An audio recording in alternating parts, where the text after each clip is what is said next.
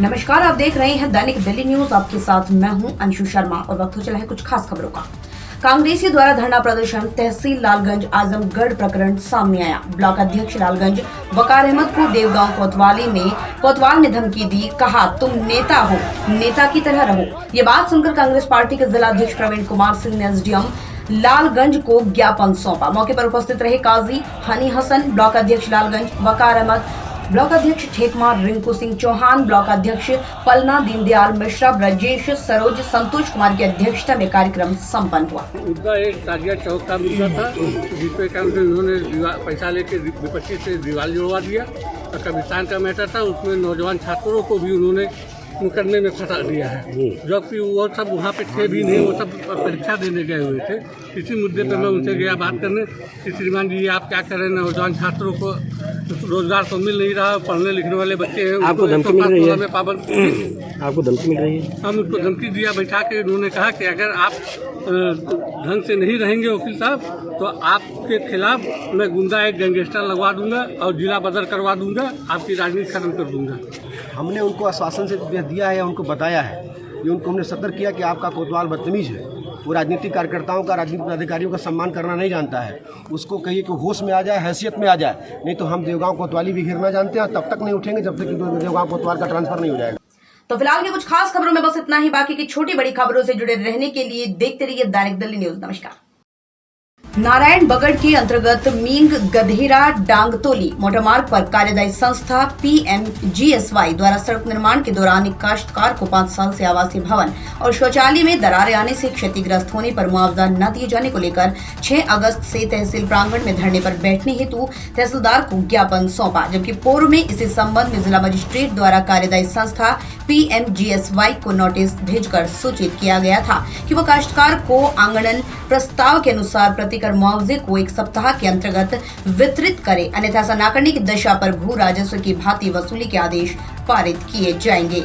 वहीं विभाग द्वारा तकनीकी निरीक्षण किए जाने की बात कही जा रही है। सनेर गांव निवासी हरक सिंह पुत्र केदार सिंह ने बताया, वर्ष 2017-18 में PMGSY द्वारा मोटरमार्ग मींग गधेरा डांगतोली का निर्माण कार्य प्रारंभ हुआ, जिसमें सनेर गांव स्थित उनके आवासीय मकान के नीचे से सड़क कटिंग का कार्य किया गया। आवासीय मकान में दरारें आ गई, जिससे उनके द्वारा तत्काल सूचना विभाग अधिकारियों को सूचना दी गई। विगत 5 सालों से विभागीय अधिकारियों द्वारा केवल उन्हें आश्वासन ही दिया जा रहा है। वहीं जिला मजिस्ट्रेट के आदेश के बाद भी विभाग द्वारा कोई जांच कार्रवाई नहीं की गई।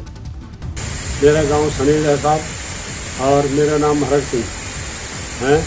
प्रधानमंत्री योजना रोड कटने से हमारा सारा मकान का नुकसान हो गया। 5 साल से हम अधिकारी के पीछे दौड़ भाग के थक गए साहब, कोई हमारे बात सुनने के लिए कोई तैयार नहीं है। हम रात को सोते नहीं है, गरीब आदमी हम खेती मजदूरी करते साहब, बड़ी मुश्किल में मकान बनाई हैं, ना रात को सोते पा रहे हम बरसात में हैं। सरकार हमारे कोई नहीं सुना दे रहे। 5 साल हम कभी गुरदेश्वर का चक्कर मारा, कभी थराली का चक्कर मारा, कभी पटवरे का, कभी तहसील में, हम थक गए साहब हैं। और सरकार अगर नहीं सुनेगा तो हम धरने पर यहीं पर रोड पर बैठ जाएंगे, अपना गर्दन काट देंगे। और ये मकान जब से मकान बने तब से हम बहुत परेशान हैं और बच्चे भी छोटे हैं, मैं भी थोड़ी अपंग हूँ। और जब बरसात आती है तो हम इस घर को छोड़ के चले जाते हैं। हमने तो बहुत कार्रवाई कर दी, बहुत खर्चे कर दिए, लेकिन मानने के लिए कोई तैयारी नहीं है। तो फिलहाल की बड़ी खबरों में बस इतना ही। बाकी की तमाम छोटी बड़ी खबरों से जुड़े रहने के लिए देखते रहिए दैनिक दिल्ली न्यूज। नमस्कार, आप देख रहे हैं दैनिक दिल्ली न्यूज और मैं हूं आपके साथ अनुपमा खोपरी और रुक करते खास खबरों की ओर। नाथ योगी समाज की आवश्यक बैठक रविवार को सिटी रोड स्थित निजी मैरिज हॉल परिसर में संपन्न हुई, जिसमें सर्वसम्मति से नवीन कार्यकारिणी घोषित की गई। वहीं बैठक में योगी समाज के समाधि स्थल को लेकर भी चर्चा की गई। कार्यकारिणी सदस्य प्रभुनाथ योगी ने बताया कि आज नाथ योगी समाज की आवश्यक बैठक आयोजित की गई है। बैठक के दौरान कोविड काल में मृतक दिवंगत आत्माओं को 2 मिनट का मौन रखकर श्रद्धांजलि अर्पित की गई। कार्यकारिणी के साथ मिलकर सामाजिक स्तर पर निचले तबके को सामाजिक स्तर पर ऊपर तक ले जाने एवं जिस प्रकार जिले में सर्व समाज के लिए अंतिम संस्कार के भूखंड आवंटित है, उसी प्रकार नाथ योगी समाज के लिए समाधि स्थल की मांग प्रशासन से की जाएगी। बैठक में बड़ी संख्या में समाज के समाजन और पदाधिकारी उपस्थित थे। आज की बैठक के दौरान जन कार्यकारिणी का गठन किया गया। उनमें अध्यक्ष प्रभुनाथ योगी, उपाध्यक्ष किशन नाथ योगी, बद्रीनाथ योगी, गोपाल नाथ योगी, कोषाध्यक्ष शिवनाथ योगी, सचिव महेश योगी, व्यवस्थापक गोवर्धन नाथ योगी, प्रवक्ता महेंद्र योगी, संरक्षक गोरखनाथ योगी एवं अन्य कार्यकारिणी को सदस्य घोषित किए गए। सर ऐसा है कि हमारी नाथ संप्रदाय प्राचीन काल से जो हमारी नाथ संप्रदाय जो कि एक आज मानव जाति की जो है प्राचीन जो है संस्था रही है, क्योंकि हमारी उत्पत्ति से हम आज लोगों को शिक्षा देते हुए आ रहे हैं। लेकिन आज हमारे नाथ संप्रदाय में जो हमारे मरणों के उपरांत जहाँ हम शिव अवतार बोलते हैं, मरने के बाद समाधि दी जाती है, तो हमारे गांव-गांव में तहसील स्तर पर, जिले स्तर पर कहीं भी जो है इस प्रकार की सरकार ने व्यवस्था नहीं कर रखी कि हमारा एक समाधि स्थल अलग हो। हर समाज के एक शमशान घाट होते हैं और वहाँ शमशान घाटों पर जो है जहाँ मरणोपरांत उनका अंतिम संस्कार किया जाता है। इसी प्रकार हमारे समाज के लिए हमें समाधि स्थल की आवश्यकता होती है और हमारे वहाँ समाधि दी जाती है जहाँ हम शिव अवतार मानते हैं। तो वो हमारे न गाँव में है न आज सिटियों में है। तो उसके लिए आज हम सब एकत्रित होके और एक हमारे समाज जिले लेवल पर एक समाज का संगठन तैयार किया है और ये संगठन हम समाज प्रशासन से हमारे हित में समाधि स्थल की मांग करेंगे और साथ ही साथ हमारे समाज में जो भी कुरीतियाँ हैं उनको दूर करने की कोशिश करेंगे और जो आज हमारे समाज में नीचे तबका है उसको उठाने की पूरी कोशिश करेंगे। आज हमने यही संगठित होकर संकल्प लिया है और इसमें हम प्रशासन से भी मांग करेंगे कि हमें जहां आर्थिक सहयोग की ज़रूरत हो वहां हमें प्रशासन पूरा सहयोग दे। आज यही हमारा उद्देश्य था, समाज का संगठित हो। फिलहाल के लिए इतना ही। खबरों का सिलसिला लगातार जारी है, आप बने रहिए दैनिक दिल्ली न्यूज के साथ। नमस्कार। अब जो बड़ी खबर है वो तेलंगाना से सामने आ रही है, जहां सिकंदराबाद स्टेशन पर एक महिला चलती ट्रेन में चढ़ने की कोशिश करने लगी और तभी उसका पैर फिसल गया और वो प्लेटफॉर्म और रेलवे ट्रैक के बीच जाकर फंस गई। जब तक लोग कुछ समझ पाते, एक आरपीएफ कांस्टेबल ने प्लेटफॉर्म और कोच के बीच फंसी महिला को तुरंत खींच लिया। अगर उसने थोड़ी भी देर की होती तो महिला की जान चली जाती। कांस्टेबल की फुर्ती काम आई और एक बड़ा हादसा होने से टल गया। सोशल मीडिया पर इस घटना का वीडियो वायरल हो रहा है। तो फिलहाल की कुछ खास खबरों में बस इतना ही। बाकी की छोटी बड़ी खबरों से जुड़े रहने के लिए देखते रहिए दैनिक दिल्ली न्यूज। नमस्कार, आप देख रहे हैं दैनिक दिल्ली न्यूज। आपके साथ मैं हूं अंशु। वक्त हो चला है कुछ खास खबरों का। श्योपुर जिले की तहसील बड़ौदा पर बतीसा क्षेत्र के लोग बीमारी का इलाज कराने बड़ौदा अस्पताल पर ही आते हैं, मगर लगातार बरसात के चलते बड़ौदा सामुदायिक स्वास्थ्य केंद्र में पानी भर गया, जिसके कारण अस्पताल में रखी दवाइयां, फर्नीचर आदि खराब हो गई। बड़ौदा अस्पताल में पानी भर जाने से स्वास्थ्य पर असर देखने को मिला। यहाँ आने वाले मरीजों को लौटना पड़ा। डॉक्टर देखे तो कैसे देखे, डॉक्टर रूम में भी पानी हो रहा था, जिसमें स्टाफ को निकलना मुश्किल हो गया। गनीमत तो ये रही कि कोई डिलीवरी के लिए महिला नहीं आई। यहाँ पर उपकरण सहित पूरे हॉस्पिटल में केवल और केवल पानी ही पानी नजर आ रहा है। वहीं स्टाफ के घरों में पानी दिखाई दे रहा है। अब मरीज जाए तो कहाँ जाए। जब पानी उतर गया, अब अस्पताल की साफ सफाई कर अस्पताल की व्यवस्था को ठीक किया जा रहा है। जिला प्रशासन को पहले से ही व्यवस्था करनी चाहिए थी, मगर नहीं की गई, जिसका खामियाजा लोगों को भुगतना पड़ रहा है। पानी उतरने के बाद कीचड़ ही कीचड़ नजर आ रहा है, जिसे ठीक करने में स्वास्थ्य कर्मचारी और सफाई कर्मी लगे हुए हैं। अतिवृष्टि की वजह से जो अस्पताल में पानी भर गया था, वैसे तो अस्पताल की जो बिल्डिंग है वो काफ़ी नीची बनी हुई है धरातल में, तो उसकी वजह से उसमें पानी जब भी आता है इस टाइप से हर साल तो पानी अंदर चला जाता है और हमें बहुत समस्याओं का सामना करना पड़ता है।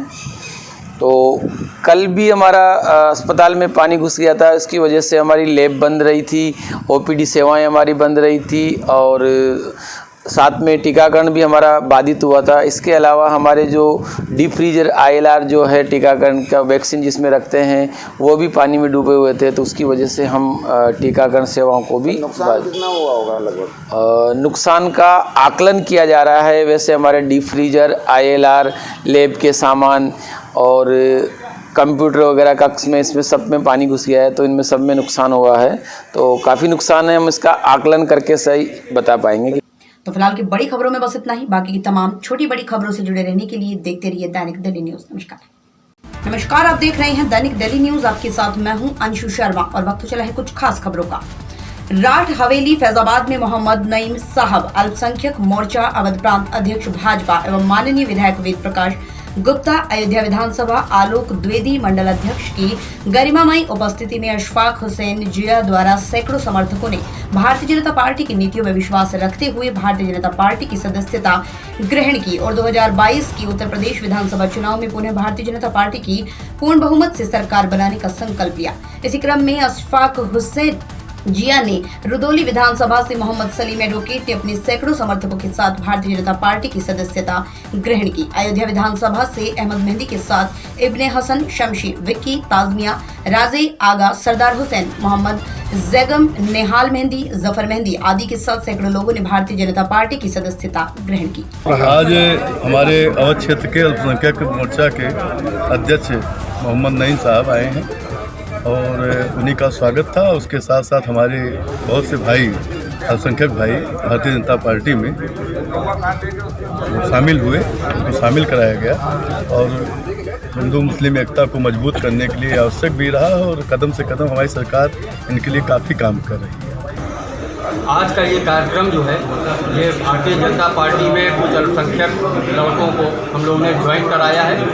लगभग कितने लोग होंगे जो ज्वाइन किए हैं? लगभग 100-150 लड़कों ने ज़िले में आज ज्वाइन किया है। कुछ रुदौली से भी लड़के आए थे अल्पसंख्यक और यहाँ महानगर के भी लड़के थे, तो लगभग 100-150 लड़कों ने आज ज्वाइन किया है। माननीय अवध क्षेत्र के हमारे अध्यक्ष जी मोहम्मद नईम साहब थे, हमारे नगर विधायक वेद प्रकाश गुप्ता जी थे, मेयर साहब को आना था लेकिन क्योंकि विधायक जी के यहाँ कोई प्रोग्राम लगा है इसलिए वो नहीं आ पाए हैं। हो सकता है अभी आएँ लेकिन वो कार्यक्रम में नहीं पहुँच पाए। हमारे जो यहाँ के लड़के थे, नौजवान, सबने बहुत अच्छे से स्वागत किया है, जिनका मैं बहुत बहुत शुक्रिया अदा करना चाहता हूँ। हमारे नईम भाई जो प्रदेश अवध क्षेत्र के जो अध्यक्ष हैं अल्पसंख्यक के, इनका बहुत बहुत शुक्रिया अदा करना चाहता हूँ कि इन्हीं ने इतना कीमती समय हम लोगों को दिया, हम लोगों के बीच में आए।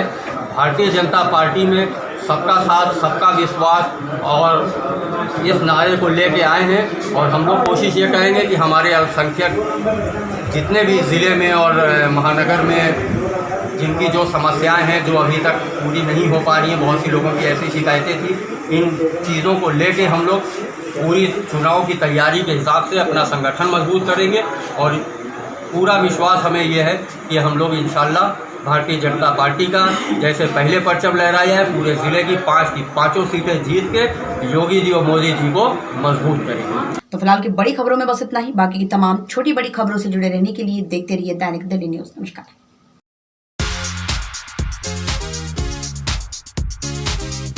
कैसा होगा अक्षय कुमार का साल 2021? अक्षय की फिल्में क्या 2021 में करेंगी धमाका या हो जाएंगी फुस? भाई ये सवाल इसलिए क्योंकि साल 2021 में अक्षय के लिए चैलेंज काफी बड़ा है, क्योंकि इस बार उनकी 7 फिल्में रिलीज हो रही हैं। हालांकि अभी इन फिल्मों की रिलीज डेट्स भले ही अनाउंस ना हुई हो, मगर अक्षय की इन सभी फिल्म्स का क्या हाल होगा, ये सवाल इसलिए। नंबर 1, अक्षय के लिए बदला माहौल। जी हाँ, किसान आंदोलन, पेट्रोल की बड़ी प्राइस और कोरोना 2.0 के बाद सरकार के खिलाफ माहौल के बाद अक्षय के खिलाफ भी माहौल भड़का है, क्योंकि कहीं ना कहीं अक्षय सरकार के हर एक बड़े फैसले का समर्थन करते आए हैं, जिसको लेकर सोशल मीडिया पर लोगों ने कभी कभार अपनी नाराजगी जताई, फिर चाहे वो इंडिया अगेंस्ट प्रोपेगेंडा हो या सुशांत सिंह राजपूत वाला मामला हो। ऐसे में फैंस दूर होने लगे हैं खिलाड़ी कुमार से और अक्षय के लिए अब लोगों में गुस्सा और नाराजगी है। ऐसे में जनता अब अक्षय की आने वाली फिल्मों को प्यार देगी या नहीं, ये भी सोचने वाली बात है। नंबर 2, खूब सारी फिल्में हैं अक्षय की। आपको बता दें कि अक्षय की बैक टू बैक 7 फिल्में हैं जो रिलीज होनी है। ऐसे में महीने और हफ्ते कम पड़ जाएंगे रिलीज को जब थिएटर्स खुलेंगे, क्योंकि अक्षय के अलावा बाकी और स्टार्स की फिल्में भी हैं। ऐसे में लॉकडाउन की वजह से प्रोड्यूसर्स और डायरेक्टर्स में फिल्मों की रिलीज डेट्स को लेकर काफी मारामारी होने वाली है जब सरकार थिएटर्स खोलने का ऐलान करेगी। लिहाजा अक्षय की इन सभी फिल्मों को रिलीज डेट पाने के लिए जद्दोजहद तो करनी पड़ेगी, जिससे अक्षय को भी काफी नुकसान हो सकता है। एंड नंबर 3, लक्ष्मी बॉम्ब की रिलीज के बाद भी अक्षय की पुरानी इमेज हुई खराब। जी हाँ, OTT पर रिलीज हुई अक्षय कुमार की फिल्म लक्ष्मी से लोगों को बहुत उम्मीदें थी, क्योंकि पहली बार अक्षय अपने करियर में आउट ऑफ द बॉक्स जाकर एक ट्रांसजेंडर का किरदार निभा रहे थे। हालांकि उन्होंने फिल्म के लिए मेहनत तो बहुत की, लेकिन जिन लोगों ने पुरानी कंचना देखी थी उन्हें लक्ष्मी कुछ खास पसंद नहीं आई, क्योंकि फिल्म लक्ष्मी में कुछ नया और क्रिएटिव नहीं था। ऐसे में अक्षय की सारी मेहनत मिट्टी में मिल गई। लिहाजा अक्षय की पुरानी सुपरहिट वाली इमेज अब थोड़ी खराब सी हो गई है। ऐसे में अब उनकी ये फिल्में उनकी इमेज को फिर से टॉप पर लाकर खड़ा कर देंगी या फिर गर्दिश में धकेल देंगी, ये तो वक्त ही बताएगा। आप देख रहे हैं दैनिक दिल्ली न्यूज। कैसा होगा अक्षय कुमार का साल 2021? अक्षय की फिल्में क्या 2021 में करेंगी धमाका या हो जाएंगी फुस?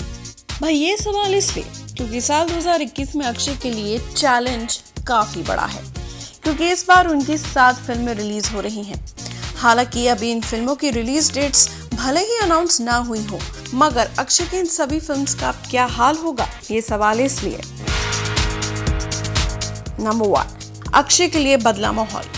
जी हाँ, किसान आंदोलन, पेट्रोल की बड़ी प्राइस और कोरोना 2.0 के बाद सरकार के खिलाफ माहौल के बाद अक्षय के खिलाफ भी माहौल भड़का है, क्योंकि कहीं ना कहीं अक्षय सरकार के हर एक बड़े फैसले का समर्थन करते आए हैं, जिसको लेकर सोशल मीडिया पर लोगों ने कभी कभार अपनी नाराजगी जताई, फिर चाहे वो इंडिया अगेंस्ट प्रोपेगेंडा हो या सुशांत सिंह राजपूत वाला मामला हो।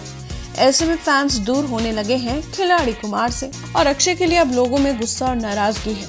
ऐसे में जनता अब अक्षय की आने वाली फिल्मों को प्यार देगी या नहीं, ये भी सोचने वाली बात है।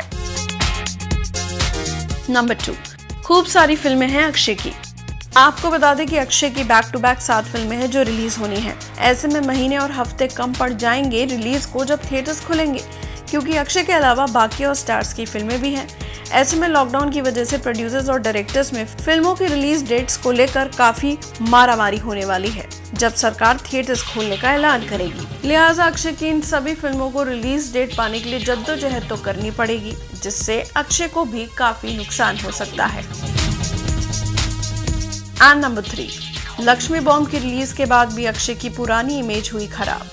जी हाँ, OTT पर रिलीज हुई अक्षय कुमार की फिल्म लक्ष्मी से लोगों को बहुत उम्मीदें थी, क्योंकि पहली बार अक्षय अपने करियर में आउट ऑफ द बॉक्स जाकर एक ट्रांसजेंडर का किरदार निभा रहे थे। हालांकि उन्होंने फिल्म के लिए मेहनत तो बहुत की, लेकिन जिन लोगों ने पुरानी कंचना देखी थी उन्हें लक्ष्मी कुछ खास पसंद नहीं आई, क्योंकि फिल्म लक्ष्मी में कुछ नया और क्रिएटिव नहीं था। ऐसे में अक्षय की सारी मेहनत मिट्टी में मिल गई। लिहाजा अक्षय की पुरानी सुपरहिट वाली इमेज अब थोड़ी खराब सी हो गई है।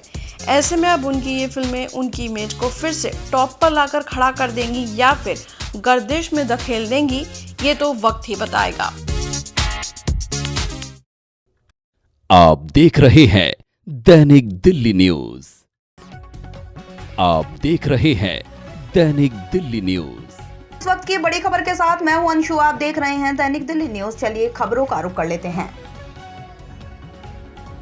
ये मंजर देख किसका दिल नहीं दहल उठेगा। इसे नागरिकों को भ्रष्टाचार की भेंट कहें या फिर कुदरत का कहें, हो सकता है इस पर लंबा विमर्श हो, लेकिन अरुणाचल प्रदेश की यह तस्वीर काफी कुछ बयां करने के लिए काफी है। प्रदेश की राजधानी ईटानगर में भारी बारिश से NH 415 का एक हिस्सा भरभरा कर धंस गया।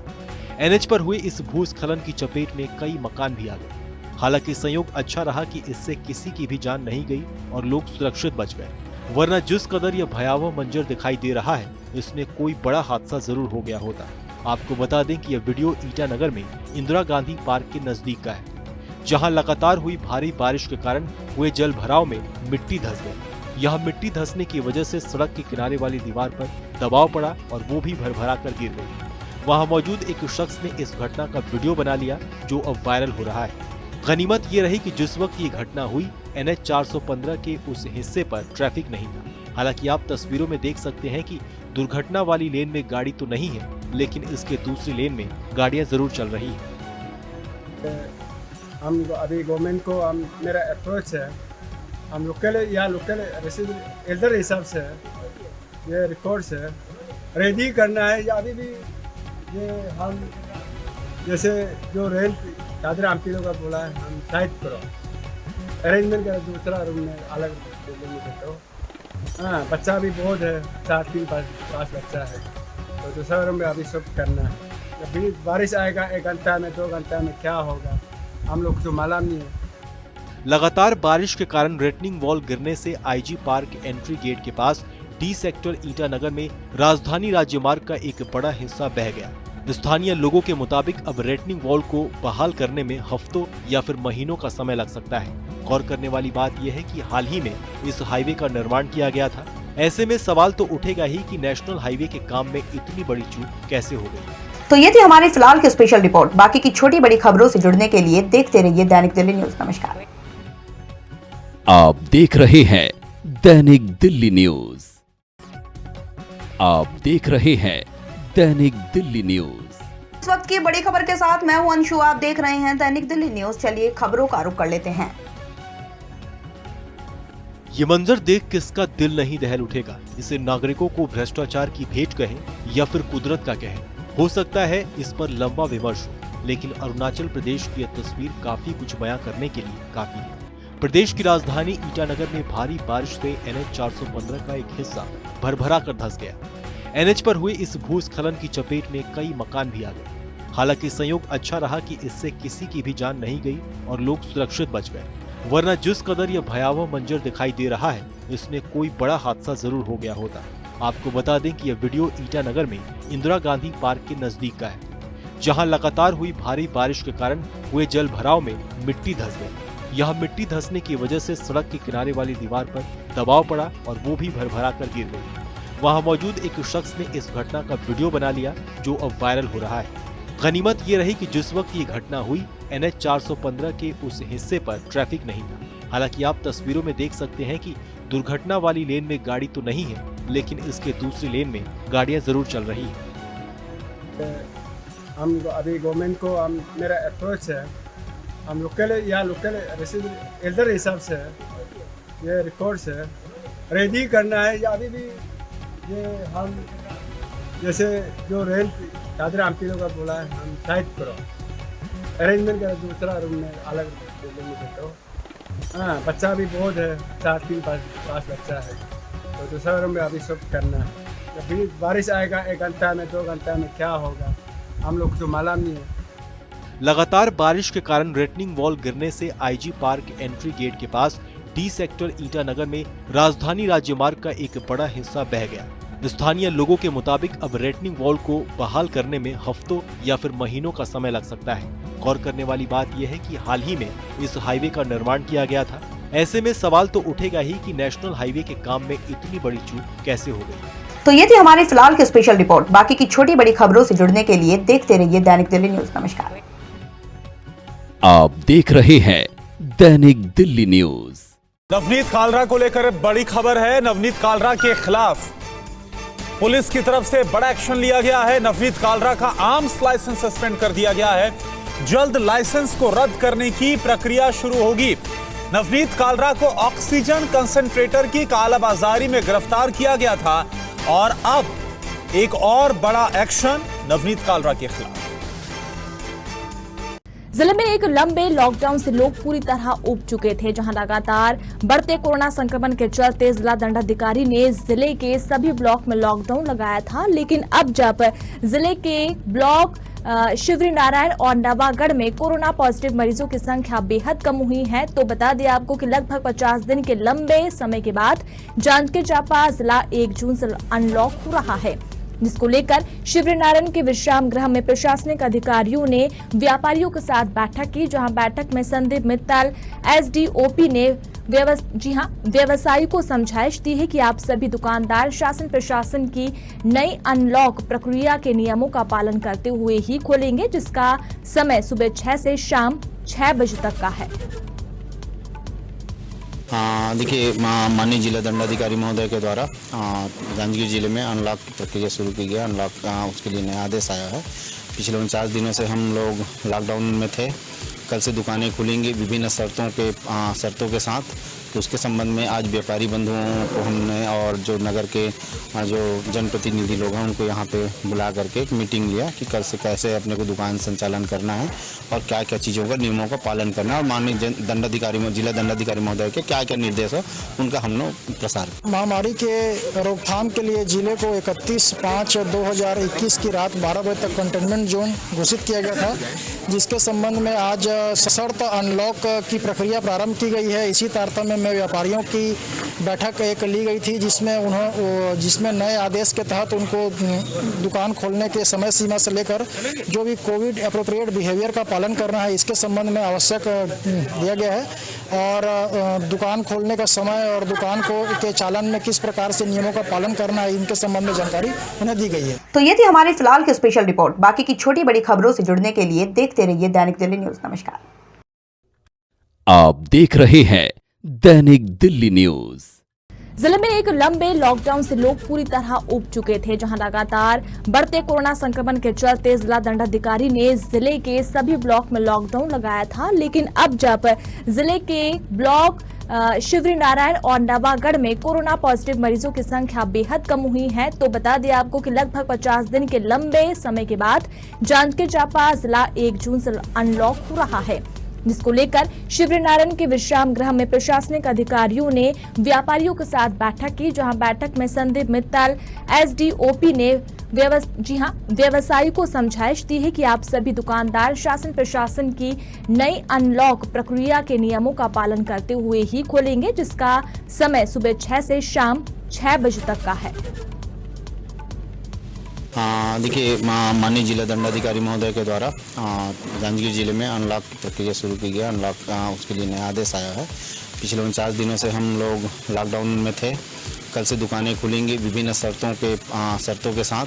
तो उसके संबंध में आज व्यापारी बंधुओं को हमने और जो नगर के जो जनप्रतिनिधि लोग हैं उनको यहाँ पे बुला करके एक मीटिंग लिया कि कल से कैसे अपने को दुकान संचालन करना है और क्या क्या चीज़ों का नियमों का पालन करना है और माननीय जिला दंडाधिकारी महोदय के क्या क्या निर्देश है उनका हम लोग प्रसार। महामारी के रोकथाम के लिए जिले को 31/5/2021 की रात 12 बजे तक कंटेनमेंट जोन घोषित किया गया था, जिसके संबंध में आज सशर्त अनलॉक की प्रक्रिया प्रारंभ की गई है। इसी तारतम्य में व्यापारियों की बैठक एक ली गई थी, जिसमें नए आदेश के तहत उनको दुकान खोलने के समय सीमा से लेकर जो भी कोविड एप्रोप्रिएट बिहेवियर का पालन करना है इसके संबंध में आवश्यक दिया गया है।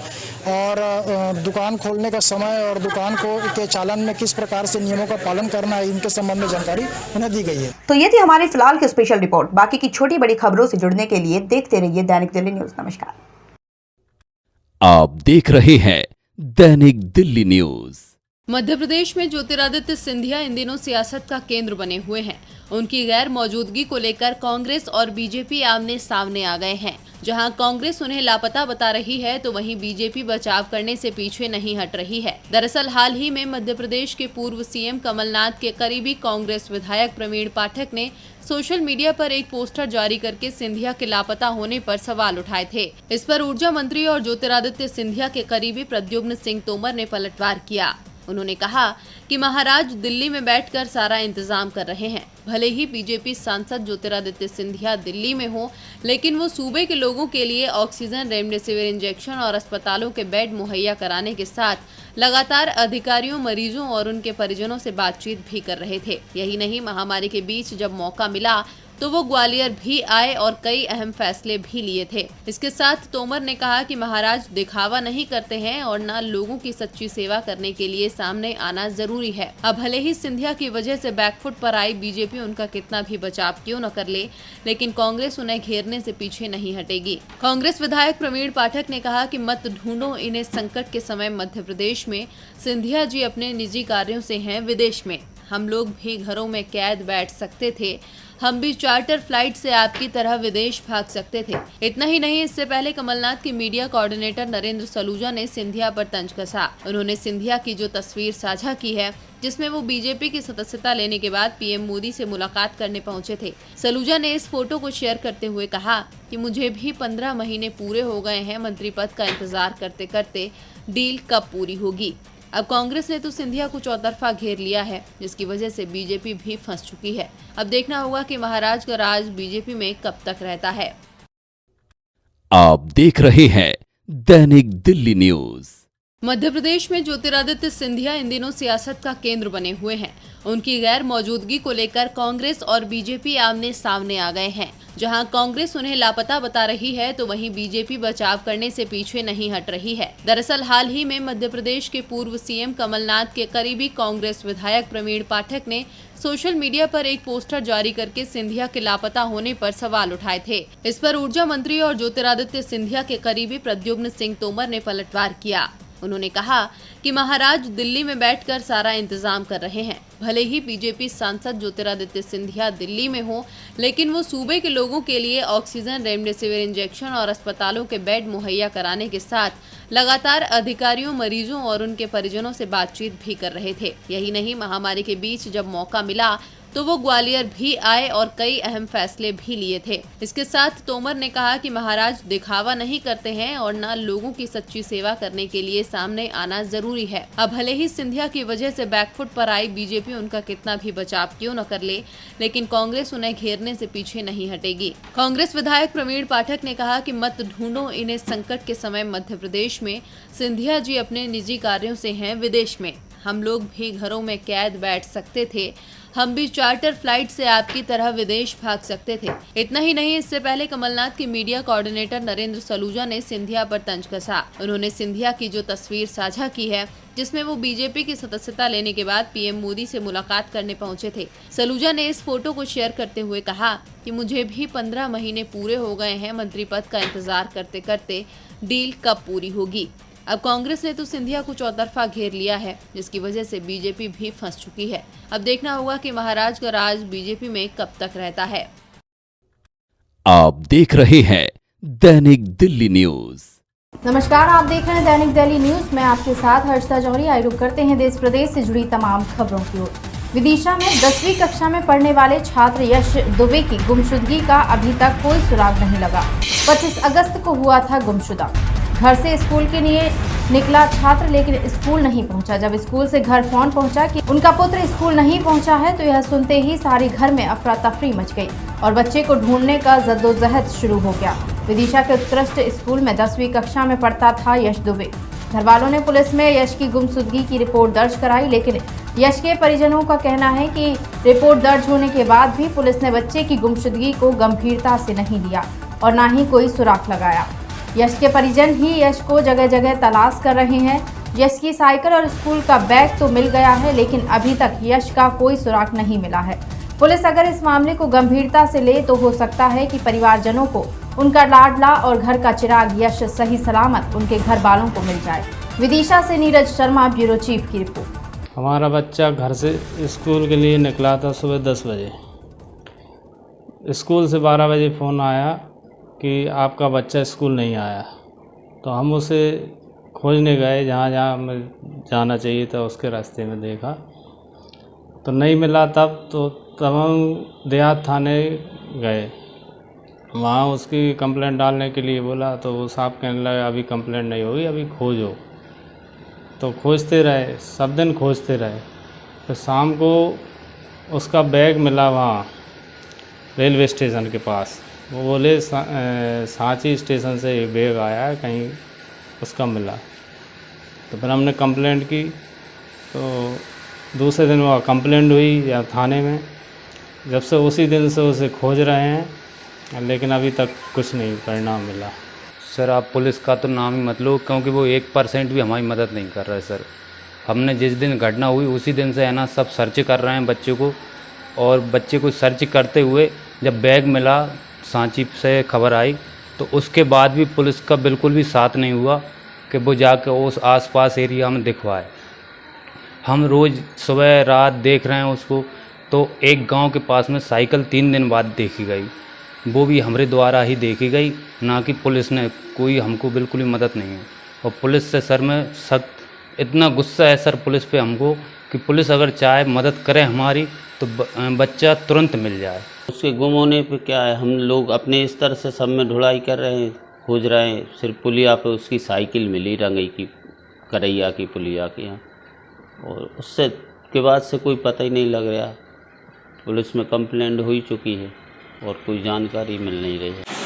ये एक्सीलेंस स्कूल में 10वीं का छात्र था, 25 तारीख को एग्ज़ाम था। और एग्ज़ाम के बाद वो घर नहीं आया तो घर वालों ने तलाश किया, फिर नहीं मिला वो, तो ये पता चला कि वो लड़का एग्ज़ाम देने भी नहीं गया। परिजनों ने थाने संपर्क किया, जिस पर गुमशुदगी कायम की गई और 363 IPC का अपराध कायम किया गया। फिलहाल के लिए इतना ही। खबरों का सिलसिला लगातार जारी है। आप बने रहें दैनिक दिल्ली न्यूज के साथ। नमस्कार। मंदसौर जिले के भीम आर्मी अनुयायियों द्वारा आज बुढ़ा चौकी पर सिंगौली तहसील अंतर्गत गांव बाड़दा के युवक कान्हा भील की निर्मम हत्या के विरोध में महामहिम राज्यपाल के नाम चौकी प्रभारी गौरव लाड को ज्ञापन सौंपा, जिसमें बताया गया कि दलित समाज पर हो रहे अत्याचार बंद हों और दोषियों के विरुद्ध फास्ट ट्रैक कोर्ट में मुकदमा चलाकर उन्हें फांसी की सजा दी जाए। साथ ही मांग की गई कि उनके परिवार के व्यक्ति को सरकारी नौकरी देकर 1 करोड़ की मुआवजा राशि पीड़ित परिवार को दी जाए। मंदसौर से रवि सूर्यवंशी की रिपोर्ट। नीमच जिले में आदिवासी युवक कन्हैयालाल की हत्या जो की गई, उसके विरोध में हम भीम आर्मी के सभी कार्यकर्ताओं ने आज यहाँ आंदोलन किया है कि दोषियों के खिलाफ कड़ी से कड़ी सज़ा दी जाए उनको। और पूरे प्रदेश में हम देख रहे हैं कि जब से भारतीय जनता पार्टी की सरकार बनी है, आदिवासियों पर, दलितों पर आए दिन अत्याचार बढ़ रहे हैं। हम भीम आर्मी के कार्यकर्ता मांग करते हैं कि इस तरह की घटनाएं बंद हो। ये जिला नीमच के थाना सिंगोली के अंतर्गत पिछले दिनों जो कन्हैयालाल जो भील समाज का एक व्यक्ति था जिसकी हत्या कर दी गई, उसके संबंध में, उसके विरोध में, उस घटना के विरोध में भीम आर्मी द्वारा आज एक ज्ञापन सौंपा गया है महामहिम श्री राज्यपाल महोदय के नाम से, जिसमें उनके द्वारा कुछ मांगे की गई है। जो आरोपियों को फांसी की और उस जो पीड़ित परिवार है उसको मुआवजे की बात मांग की गई है। जो भीम आर्मी की जो का ज्ञापन की जो भावना है, वो जो ज्ञापन है वो पहुंचा दिया जाएगा शासन के माध्यम से। ये देखिए, नीमच जिले के सिंगोली तहसील ग्राम बाड़दा में एक आदिवासी युवक है कन्हैयालाल भील के कुछ लोगों द्वारा ट्रक के पीछे घसीटकर उसकी हत्या कर दी गई है। उस मामले को लेकर पूरे देश में बहुजन समाज में आक्रोश व्याप्त है। इसको लेकर भीम आर्मी भारत एकता मिशन द्वारा बूढ़ा चौकी पर आवेदन दिया गया है। ये आए दिन जो है बहुजन समाज के लोगों के ऊपर अत्याचार हो रहा है और कई प्रकार से प्रताड़ित किया जा रहा है। कई ज़मीन के मामलों को लेकर कई रेपिस्ट बलात्कार किए जा रहे हैं और कई प्रकार से जो है बहुजन समाज को दबाने की कोशिश किया जा रही है। इस मामले को लेकर ही हमने आज यहाँ ज्ञापन दिया है महामहिम राज्यपाल महोदय के नाम, और ये अवगत कराया है पूरे मध्य प्रदेश शासन को और शिवराज सरकार को कि ये जो इस तरह की हरकत है ये बंद करें। लोग अपनी मानसिकता सुधारें। किस तरीके से जातिवादी मानसिकता यहाँ पर अपन देख सकते हैं, देखने को मिल रही है। इसे भीम आर्मी कभी बर्दाश्त नहीं करेगी। उस तरीके का घटना होती है तो भीम आर्मी ईंट से ईंट बजाने का काम करेगी, और मजबूरी में अगर इस टाइप से हरकतें नहीं रुकती है तो भीम आर्मी सड़कों पर उतरने को मजबूर होगी और अपना बदला खुद लेने को मजबूर होगी। फिलहाल के लिए इतना ही। खबरों का सिलसिला लगातार जारी है। आप बने रहें दैनिक दिल्ली न्यूज के साथ। नमस्कार, आप देख रहे हैं दैनिक दिल्ली न्यूज में आपके साथ हर्षिता जौहरी। आइए रुक करते हैं देश प्रदेश से जुड़ी तमाम खबरों की ओर। छत्तीसगढ़ के मुख्यमंत्री भूपेश बघेल का जीपीएम दौरे के दौरान मुख्यमंत्री ने गौरेला के राजमेरगढ़ का दौरा किया। सीएम ने राजमेरगढ़ के प्राकृतिक सुंदरता का आनंद उठाया। साथ ही पत्रकारों से चर्चा करते हुए सीएम ने राजमेरगढ़ को प्राकृतिक रूप से जल्द डेवलप करने की बात करते हुए वहां अन्य विकास कार्यों की भी जल्द से जल्द शुरुआत करने का आश्वासन दिया। छत्तीसगढ़ से राकेश कुमार की रिपोर्ट। ब्रह्मगिरी के क्षेत्र में आता है और अमरकंटक का हिस्सा है, और यहाँ ऋषि मुनियों के यहाँ लगातार आवागमन रहा है और ये तपोभूमि है, और उस हिसाब से इसकी डेवलप हम लोग करेंगे।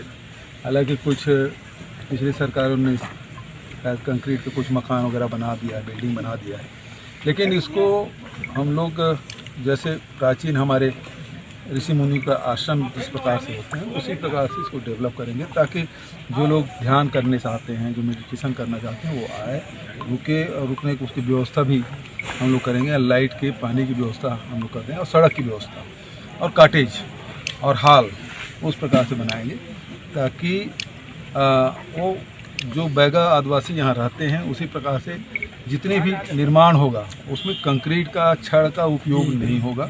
इसमें लकड़ी के, बांस के, मिट्टी के, खपरेल के, इसका उपयोग होगा, ताकि वो जो नेचुरल हमारे जो रहन सहन है यहाँ के लोगों के, उसी का अनुरूप इसको डेवलप किया जाएगा। फिलहाल के लिए इतना ही। खबरों का सिलसिला लगातार जारी है। आप बने रहें दैनिक दिल्ली न्यूज के साथ। नमस्कार। नमस्कार, आप देख रहे हैं दैनिक दिल्ली न्यूज और मैं हूं आपके साथ अनुपमा खोबरे और रुक करते हैं खास खबरों की ओर।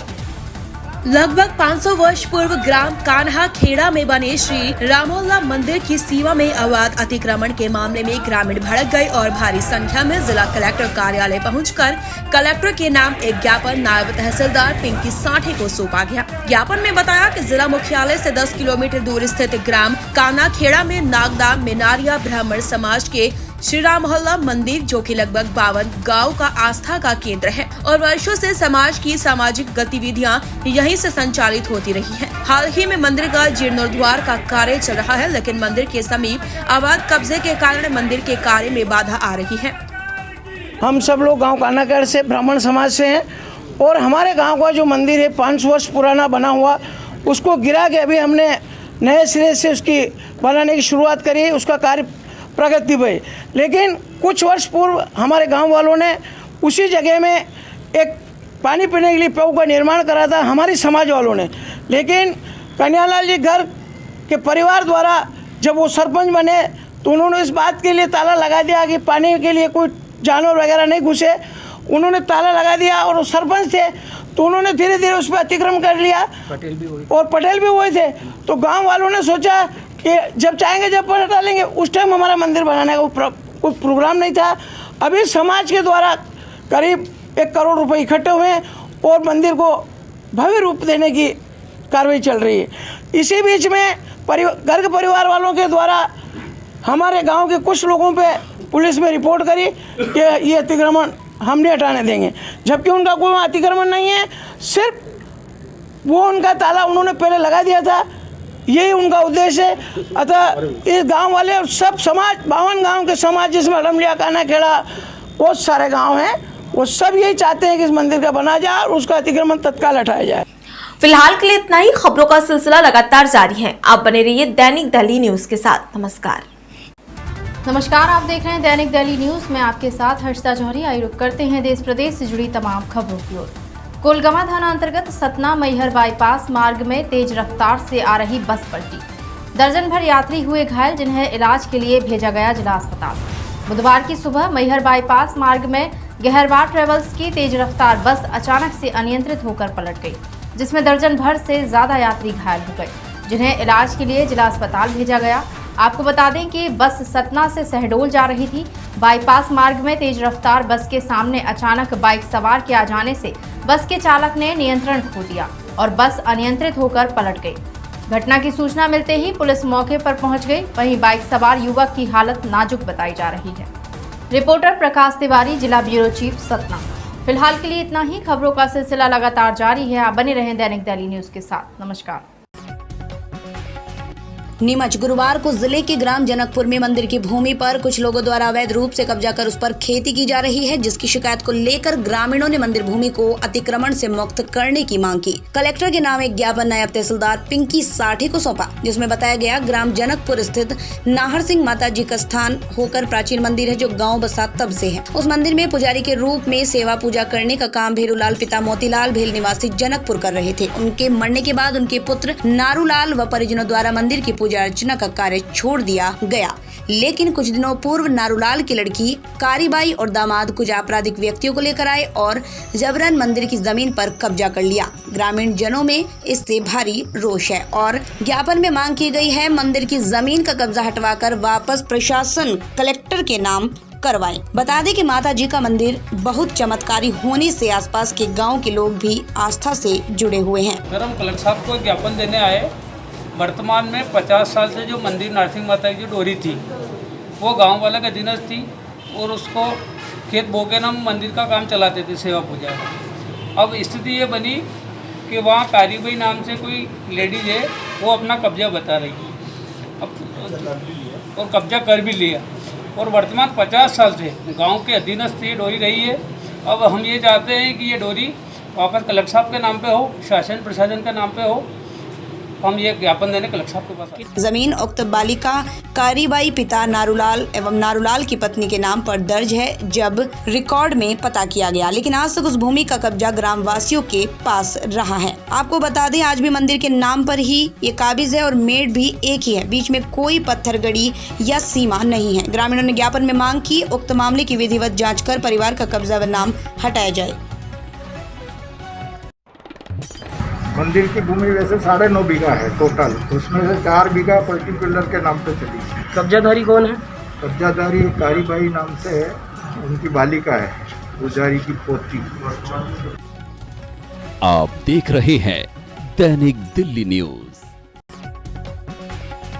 नीमच गुरुवार को जिले के ग्राम जनकपुर में मंदिर की भूमि पर कुछ लोगों द्वारा अवैध रूप से कब्जा कर उस पर खेती की जा रही है, जिसकी शिकायत को लेकर ग्रामीणों ने मंदिर भूमि को अतिक्रमण से मुक्त करने की मांग की। कलेक्टर के नाम एक ज्ञापन नायब तहसीलदार पिंकी साठे को सौंपा, जिसमें बताया गया ग्राम जनकपुर स्थित नाहर सिंह माता जी का स्थान होकर प्राचीन मंदिर है, जो गाँव बसा तब से है। उस मंदिर में पुजारी के रूप में सेवा पूजा करने का काम भेरूलाल पिता मोतीलाल भेल निवासी जनकपुर कर रहे थे। उनके मरने के बाद उनके पुत्र नारूलाल व परिजनों द्वारा मंदिर की पूजा अर्चना का कार्य छोड़ दिया गया, लेकिन कुछ दिनों पूर्व नारूलाल की लड़की कारीबाई और दामाद कुछ आपराधिक व्यक्तियों को लेकर आए और जबरन मंदिर की जमीन पर कब्जा कर लिया। ग्रामीण जनों में इससे भारी रोष है और ज्ञापन में मांग की गई है मंदिर की जमीन का कब्जा हटवाकर वापस प्रशासन कलेक्टर के नाम करवाएं। बता दें कि माता जी का मंदिर बहुत चमत्कारी होने से आसपास के गाँव के लोग भी आस्था से जुड़े हुए हैं। सर, हम कलेक्टर साहब को ज्ञापन देने आए।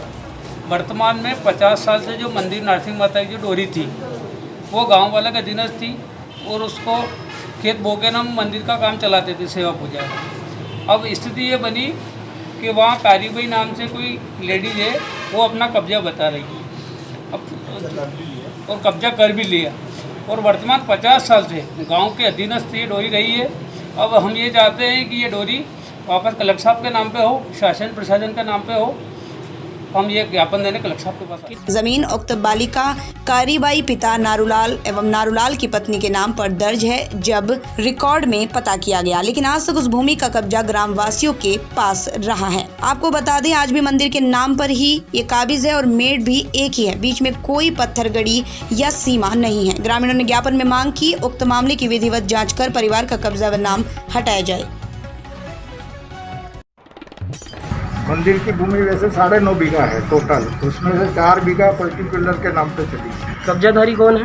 कब्जाधारी कारीबाई नाम से है, उनकी बालिका है, पुजारी की पोती। आप देख रहे हैं दैनिक दिल्ली न्यूज। महाराष्ट्र के नासिक में हुई संजय झाला की और लक्ष्मी की अनोखी शादी अब मोहब्बत की मिसाल बन गई। दरअसल लक्ष्मी एक किन्नर है। दोनों की लव स्टोरी टिकटॉक से चालू हुई और 2 साल तक फोन पर बात और फिर फाइनली मुलाकात। दोनों ने मिलते ही तय कर लिया था कि वो एक दूसरे से शादी करना चाहते हैं, सीमा हो ना जन्म का बंधन। संजय कहते हैं इस शादी से वो समाज को एक संदेश देना चाहते हैं। उन्होंने परिवार के साथ मंदिर में पूरे रीति रिवाजों के साथ ही विवाह किया है। लक्ष्मी के किन्नर परिवार से भी लोग शादी में शामिल हुए। संजय का परिवार लक्ष्मी को दिल से अपनी बहू मान चुका है। गृह प्रवेश में परिवार ने लक्ष्मी से नई बहू के सारे नेक और रस्में करवाई। लक्ष्मी कहते हैं उन्होंने कभी नहीं सोचा था कि उनके नाम की तरह ही एक दिन कोई परिवार उन्हें घर की लक्ष्मी का दर्जा देगा। आप देख रहे हैं दैनिक दिल्ली न्यूज। नीमच गुरुवार को जिले के ग्राम जनकपुर में मंदिर की भूमि पर कुछ लोगों द्वारा अवैध रूप से कब्जा कर उस पर खेती की जा रही है, जिसकी शिकायत को लेकर ग्रामीणों ने मंदिर भूमि को अतिक्रमण से मुक्त करने की मांग की। कलेक्टर के नाम एक ज्ञापन नायब तहसीलदार पिंकी साठे को सौंपा, जिसमें बताया गया ग्राम जनकपुर स्थित नाहर सिंह माता जी का स्थान होकर प्राचीन मंदिर है, जो गाँव बसा तब से है। उस मंदिर में पुजारी के रूप में सेवा पूजा करने का काम भेरूलाल पिता मोतीलाल भेल निवासी जनकपुर कर रहे थे। उनके मरने के बाद उनके पुत्र नारूलाल व परिजनों द्वारा मंदिर की पूजा अर्चना का कार्य छोड़ दिया गया, लेकिन कुछ दिनों पूर्व नारूलाल की लड़की कारीबाई और दामाद कुछ आपराधिक व्यक्तियों को लेकर आए और जबरन मंदिर की जमीन पर कब्जा कर लिया। ग्रामीण जनों में इससे भारी रोष है और ज्ञापन में मांग की गई है मंदिर की जमीन का कब्जा हटवाकर वापस प्रशासन कलेक्टर के नाम करवाएं। बता दें कि माता जी का मंदिर बहुत चमत्कारी होने से आसपास के गांव के लोग भी आस्था से जुड़े हुए हैं। सर, हम कलेक्टर साहब को ज्ञापन देने आए। वर्तमान में 50 साल से जो मंदिर नरसिंह माता की जो डोरी थी वो गांव वाला का अधीनस्थ थी और उसको खेत बो के हम मंदिर का काम चलाते थे, सेवा पूजा। अब स्थिति ये बनी कि वहाँ कारीबाई नाम से कोई लेडीज है, वो अपना कब्जा बता रही है और कब्जा कर भी लिया और वर्तमान 50 साल से गांव के अधीनस्थ ये डोरी रही है। अब हम ये चाहते हैं कि ये डोरी वापस कलेक्टर साहब के नाम पे हो, शासन प्रशासन के नाम पे हो। हम ये ज्ञापन देने कलेक्टर साहब के पास आए। जमीन उक्त बालिका कारीबाई पिता नारूलाल एवं नारूलाल की पत्नी के नाम पर दर्ज है, जब रिकॉर्ड में पता किया गया, लेकिन आज तक उस भूमि का कब्जा ग्राम वासियों के पास रहा है। आपको बता दें, आज भी मंदिर के नाम पर ही ये काबिज है और मेड भी एक ही है, बीच में कोई पत्थरगड़ी या सीमा नहीं है। ग्रामीणों ने ज्ञापन में मांग की उक्त मामले की विधिवत जाँच कर परिवार का कब्जा व नाम हटाया जाए। मंदिर की भूमि वैसे 9.5 बीघा है टोटल, उसमें से 4 बीघा पर्टिकुलर के नाम पे चली है। कब्जाधारी कौन है?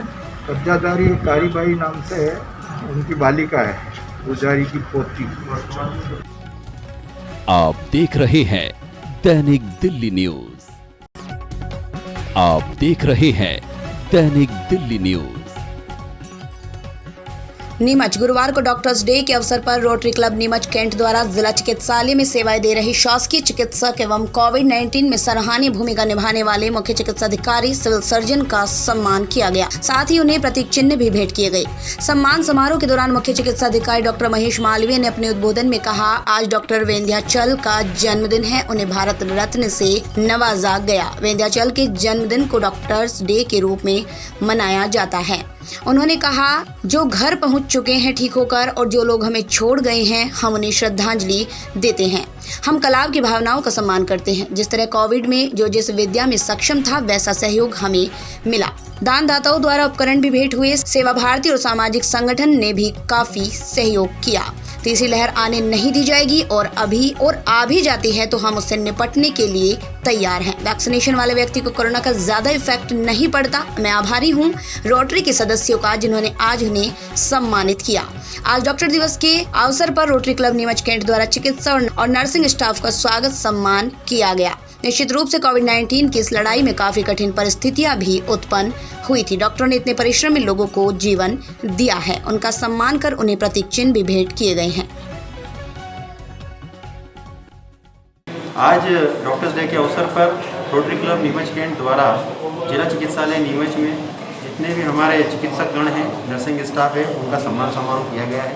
निश्चित रूप से कोविड-19 की इस लड़ाई में जहां हम देखें कि इतनी कठिन विभीषिका थी, उस विभीषिकाओं में काफ़ी कठिन परिस्थितियां भी निर्मित हुई थी और कहीं न कहीं चिकित्सकों ने जो अपना परिश्रम कौशल से लोगों को जीवन दिया है, निश्चित रूप से वो प्रेरणादायी है और पूरी आज हम उनका अभिनंदन करते हैं, उनकी प्रशंसा करते हैं और उनका साहस बढ़ाने के लिए आज डॉक्टर्स डे के अवसर पर रोटरी क्लब नीमच कैंट द्वारा आज यहाँ अभिनंदन उनका किया गया है। आप देख रहे हैं दैनिक दिल्ली न्यूज। आप देख रहे हैं दैनिक दिल्ली न्यूज। नीमच गुरुवार को डॉक्टर्स डे के अवसर पर रोटरी क्लब नीमच कैंट द्वारा जिला चिकित्सालय में सेवाएं दे रही शासकीय चिकित्सक एवं कोविड-19 में सराहनीय भूमिका निभाने वाले मुख्य चिकित्साधिकारी सिविल सर्जन का सम्मान किया गया। साथ ही उन्हें प्रतीक चिन्ह भी भेंट किए गए। सम्मान समारोह के दौरान मुख्य चिकित्साधिकारी डॉक्टर महेश मालवीय ने अपने उद्बोधन में कहा, आज डॉक्टर विंध्याचल का जन्मदिन है, उन्हें भारत रत्न से नवाजा गया। विंध्याचल के जन्मदिन को डॉक्टर्स डे के रूप में मनाया जाता है। उन्होंने कहा, जो घर पहुंच चुके हैं ठीक होकर और जो लोग हमें छोड़ गए हैं, हम उन्हें श्रद्धांजलि देते हैं। हम कलाव की भावनाओं का सम्मान करते हैं। जिस तरह कोविड में जो जिस विद्या में सक्षम था, वैसा सहयोग हमें मिला। दानदाताओं द्वारा उपकरण भी भेंट हुए। सेवा भारती और सामाजिक संगठन ने भी काफी सहयोग किया। तीसरी लहर आने नहीं दी जाएगी और आ भी जाती है तो हम उससे निपटने के लिए तैयार हैं। वैक्सीनेशन वाले व्यक्ति को कोरोना का ज्यादा इफेक्ट नहीं पड़ता। मैं आभारी हूं रोटरी के सदस्यों का, जिन्होंने आज उन्हें सम्मानित किया।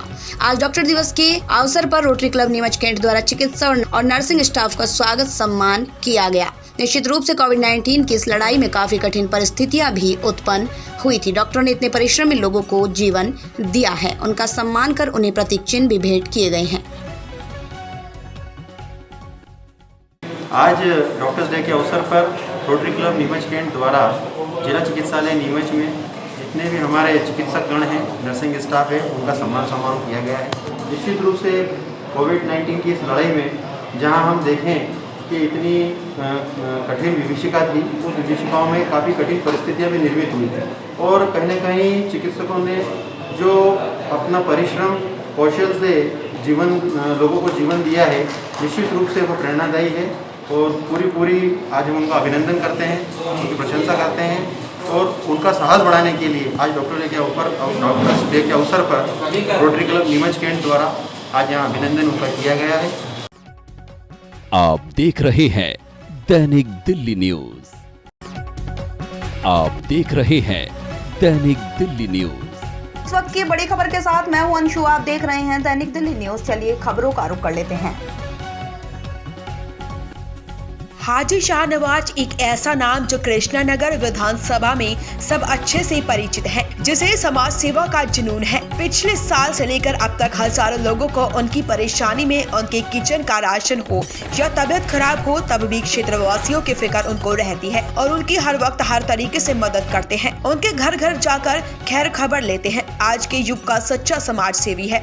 मैं दैनिक दिल्ली की तरफ से एक अपील करना चाहता हूँ इस प्लेटफॉर्म पे खड़े होकर के कि जनता के कहीं पर भी मोहल्ले में, आस पड़ोस में कोई भी अगर कोई बहुत मुस्तहक आदमी जरूरतमंद है, कोई परेशान हाल है, तो मेरी गुजारिश उनसे यही है कि वो उनका ख्याल रखें और घरों में रहें खास तौर से। और अगर बहुत ज्यादा जरूरतमंद है तो उनको मेरा नंबर दें, मैं उनके इंशाल्लाह घर जाकर के मदद करूंगा। और मेरी एक ही अपील है जनता से कि वो अपने एहतियात करें, क्योंकि कोरोना एक जानलेवा बीमारी है और इससे बचें। और बचने का एक ही तरीका है कि आप अपने घर में एहतियात के तौर पे रहें और जब तक गवर्नमेंट या डॉक्टर्स ना कहें आपसे, और बिना जरूरत के घर से बाहर ना निकलें। मेरा नाम जहांगीर है। मैं दैनिक दिल्ली के जागरण के माध्यम से अपनी बात रखना चाह रहा हूँ। जैसा कि हमारे क्षेत्र में हमारे हाजी शाहनवाज जी काफ़ी दिनों से पिछले पे लॉकडाउन में काफ़ी मेहनत करते थे। आज भी समय ऐसा आया है, काफ़ी दिन रात लोगों की समस्याएं सुनी इन्होंने, लोगों की समस्याओं को परेशान अपना समझा, दर्द समझा। लोग बाग दिन रात इनके घर के चक्कर काट रहे थे, इन्होंने काफी परेशानियां उनकी हल करी।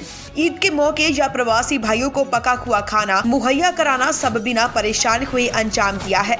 इलाके के लिए ये शख्स मसीहा है और कोविड-19 के नियमों का पालन करते हुए गरीब बेसहारा लोगों की मदद की, जिसमें इन सभी साथियों के साथ मिलकर काम किया, जिसमें मौजूद रहे जहांगीर भाई आम आदमी पार्टी के नेता और खुर्शीद अंसारी पूर्व जिला अध्यक्ष पूर्वांचल, जावेद भाई, साजिद अंसारी, शादाब भाई, सलीम रिजवी, नौशाद भाई, शब्बीर अंसारी, दिलशाद। दैनिक दिल्ली न्यूज के लिए दिल्ली से ब्यूरो चीफ सलीम अंसारी की रिपोर्ट। आम आदमी पार्टी का कार्यकर्ता, करीब मैं 2 सालों से जुड़ा हुआ हूँ इस पार्टी में और मैं कई सालों से देखता आ रहा हूँ हाजी शाहनवाज जी को।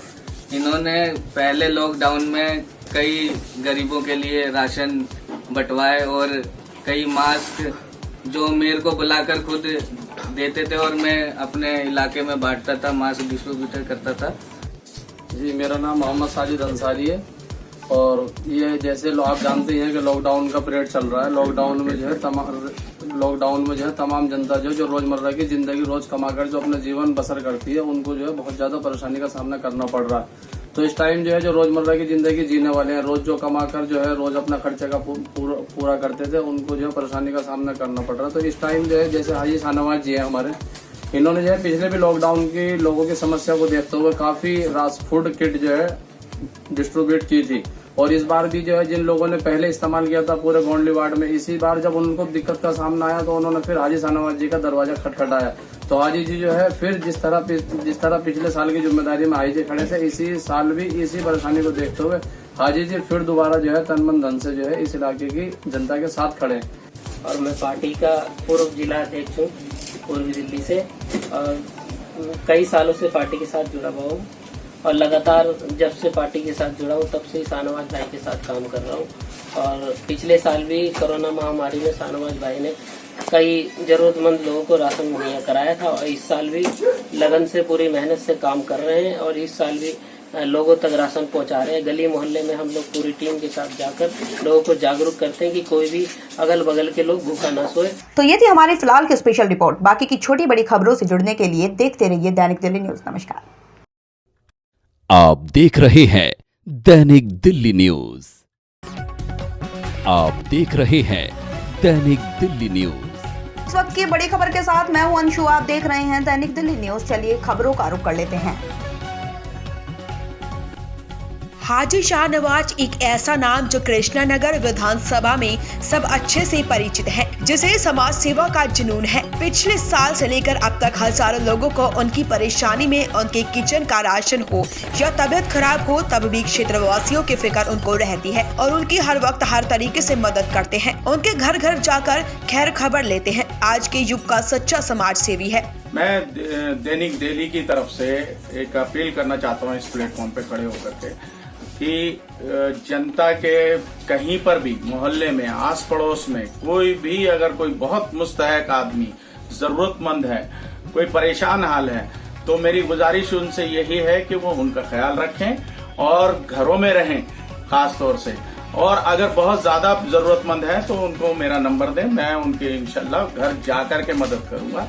और मेरी एक ही अपील है जनता से कि वो अपने एहतियात करें, क्योंकि कोरोना एक जानलेवा बीमारी है और इससे बचें। और बचने का एक ही तरीका है कि आप अपने घर में एहतियात के तौर पे रहें और जब तक गवर्नमेंट या डॉक्टर्स ना कहें आपसे, और बिना जरूरत के घर से बाहर ना निकलें। मेरा नाम जहांगीर है।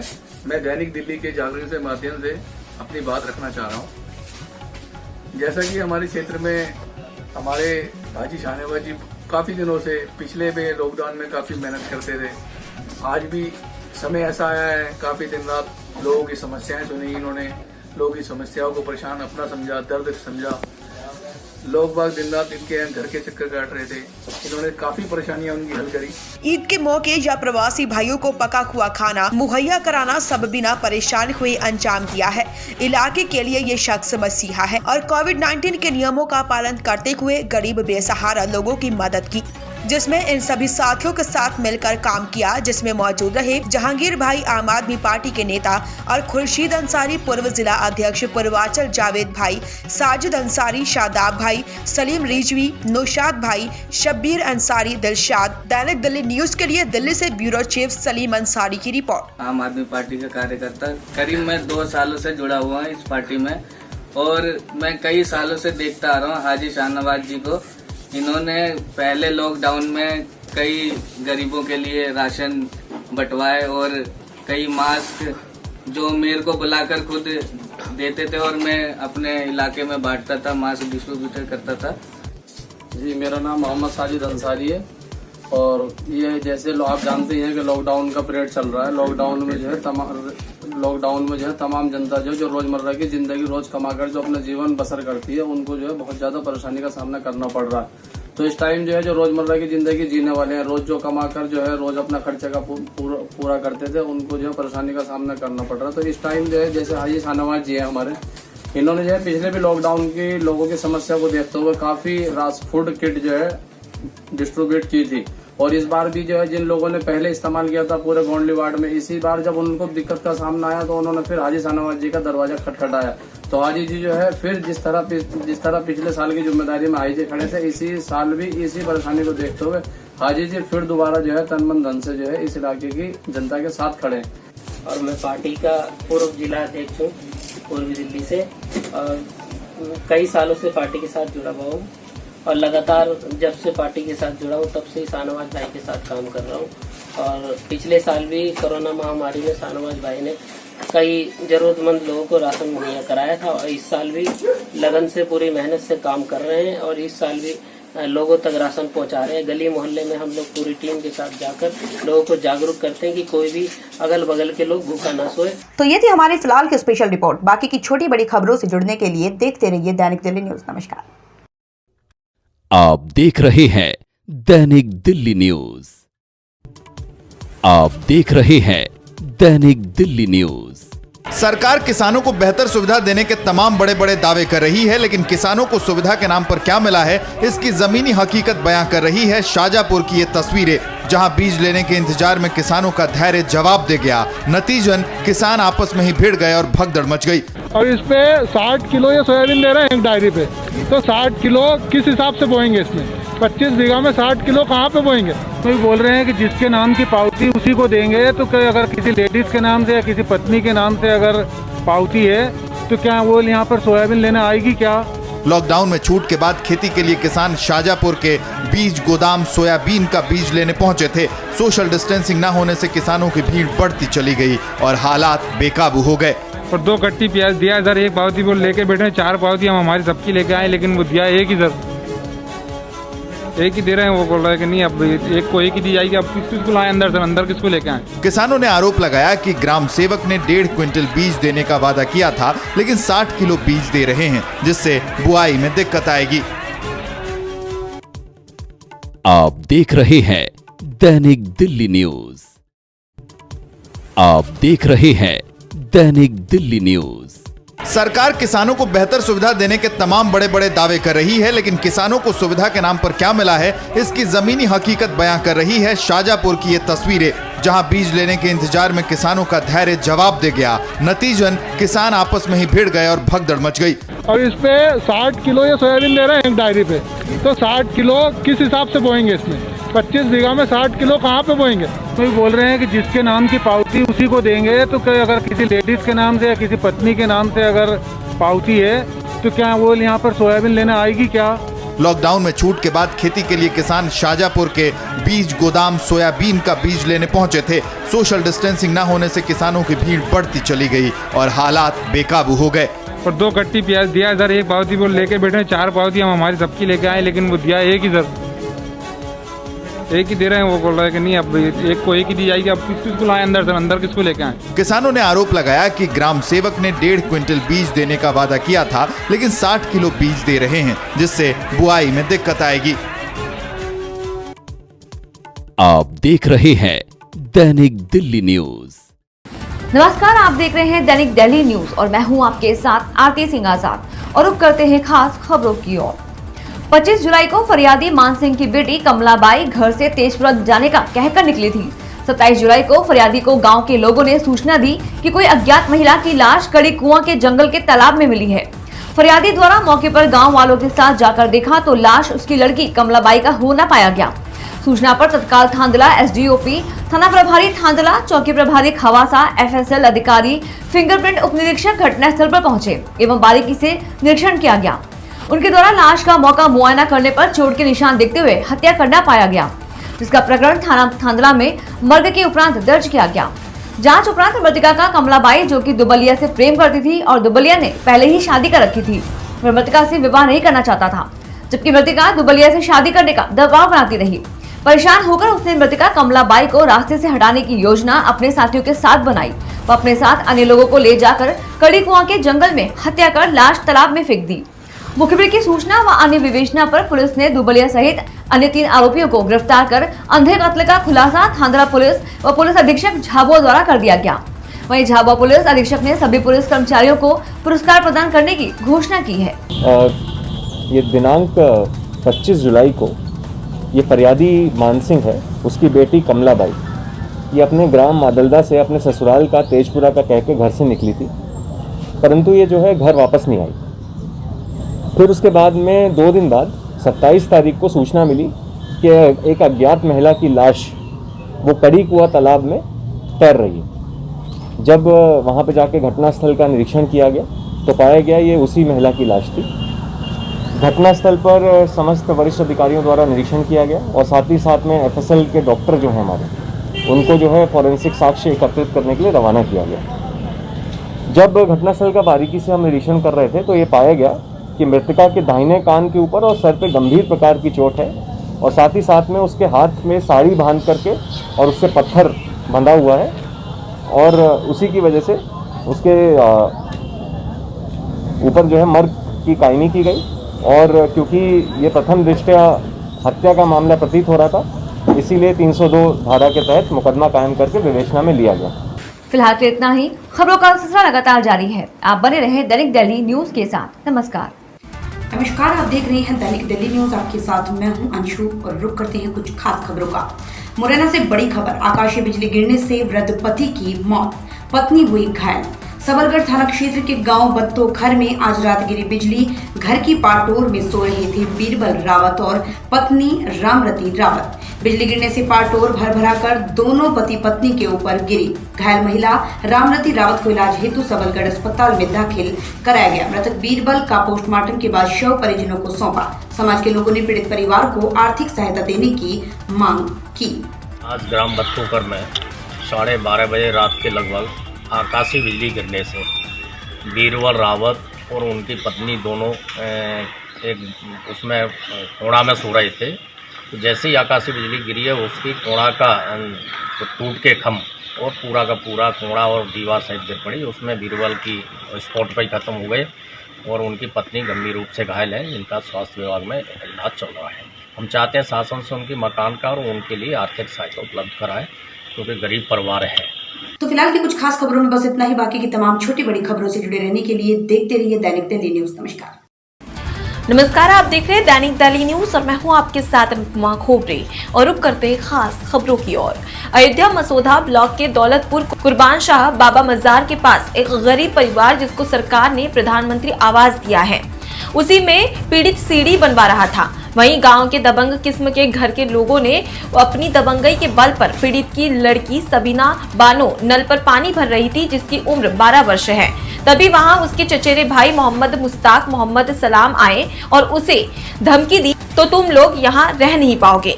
जब सबीना बानो ने जोर से आवाज लगाई तब लड़की की माँ अतीका बानो बाहर निकली। मोहल्ले के लोग भी इकट्ठा हो गए। तब लड़की को छोड़कर दोनों भाई भाग गए, जिसकी शिकायत पीड़ित वरिष्ठ पुलिस अधीक्षक तथा डीआईजी एवं थाना पूरा कलंदर पर तहरीर दी। मामला सच होने के कारण पीड़ित की तरफ से पूरा कलंदर में मुकदमा दर्ज हुआ। कम से कम 10-12 साल से परेशान। आज भी हमारी बीवी दूसरी थी, तब से ये परेशान किए हैं। वो कितनी दरखास्तें डालती थी, कोई सुनवाई नहीं होती थी। अभी फिलहाल में 5-6 महीना पहले उस घर का मीटर है, उसमें पीछे इनके जमीन दूसरी खरीदा, हमारा जमीन कब्जा कर लिया है। अभी वहाँ संडास बनी हुई है, लेटरिन बनी है, मगर फिर भी उसमें 4 पेड़ नीम का था, उस भी काट लिया और लेटरिन जाने नहीं देते। उसमें सब हावी है, मारने पीटने की धमकी देते हैं, जान से मार देंगे। पानी भरने वहाँ बाल्टी लेकर जा रहे थे पंप पानी भरने, तो वो निकल पड़े। जब हम आए यहाँ पे पानी भरने, तो फिर वो आगे गाड़ी से दोनों भाई आगे, फिर वो क्या कहते हैं, हमको खींचने लगे, हाथ पकड़ के खींचने लगे। एक भाई मुस्तफ़ा, फिर उसने क्या कहते हैं, एक गाड़ी बैठे थे एक लोग, उन्हें कहा कि चलो अब काम हो जाएगा मेरा, तो वो हम खींच नहीं रहे थे, तो वो हमको नल का कुर्ते से पकड़ लिया था। तो मेरी अपने आवाज़ दिया मेरी बहन ने, तो मेरी अम्मी निकल पड़ी बाहर, तो तब तक वो भाग गए थे। हमारी समस्या कुछ नहीं है सर, हमारी समस्या ये थी कि हम जगह वो बनवा रहे थे, जीना बनवा रहे थे। फिर उसके पहले झगड़ा हुआ हम लोग का। झगड़ा से पहले हमारी लड़की का हाथ पकड़ा उसने हमारी लड़की का हाथ पकड़ के खींच रहा था। मगर हमारी लड़की ने जब चिल्लाया, शाम को मगरिब की टाइम थी, अजान हो गई थी, और हमारी लड़की ने चिल्लाया, तो हम घर से यहाँ खाना बना रहे थे, यहाँ से निकले, तब तक वो दोनों भाई भाग चुके थे, वो सड़क पे जा चुके थे छोड़ के। वहाँ हमारी लड़की रोने लगी पकड़ के हमको कि अम्मी ये खींच रहे थे, चोट भी लग गई उसके, फिर चोट भी लग गई है। अब बताइए सर, हम क्या करें। देश में लगातार बढ़ रही महंगाई को लेकर दिव्यांग सपा नेता पंडित समरजीत ने अनोखा प्रदर्शन किया है। दिव्यांग सपा नेता ने जनपद के भरतकुंड क्षेत्र में लोगों को समाजवादी सरसों का तेल उपलब्ध कराकर उनके दुख को थोड़ा दूर करने का जरूरी प्रयास किया है। पंडित समरजीत ने कहा कि भाजपा सरकार में देश की जनता भूख, भय एवं भ्रष्टाचार से त्रस्त है और यही उसके पतन का भी कारण बनेगा। उन्होंने कहा, कोरोना वैश्विक महामारी का दंश देश झेल रहा है।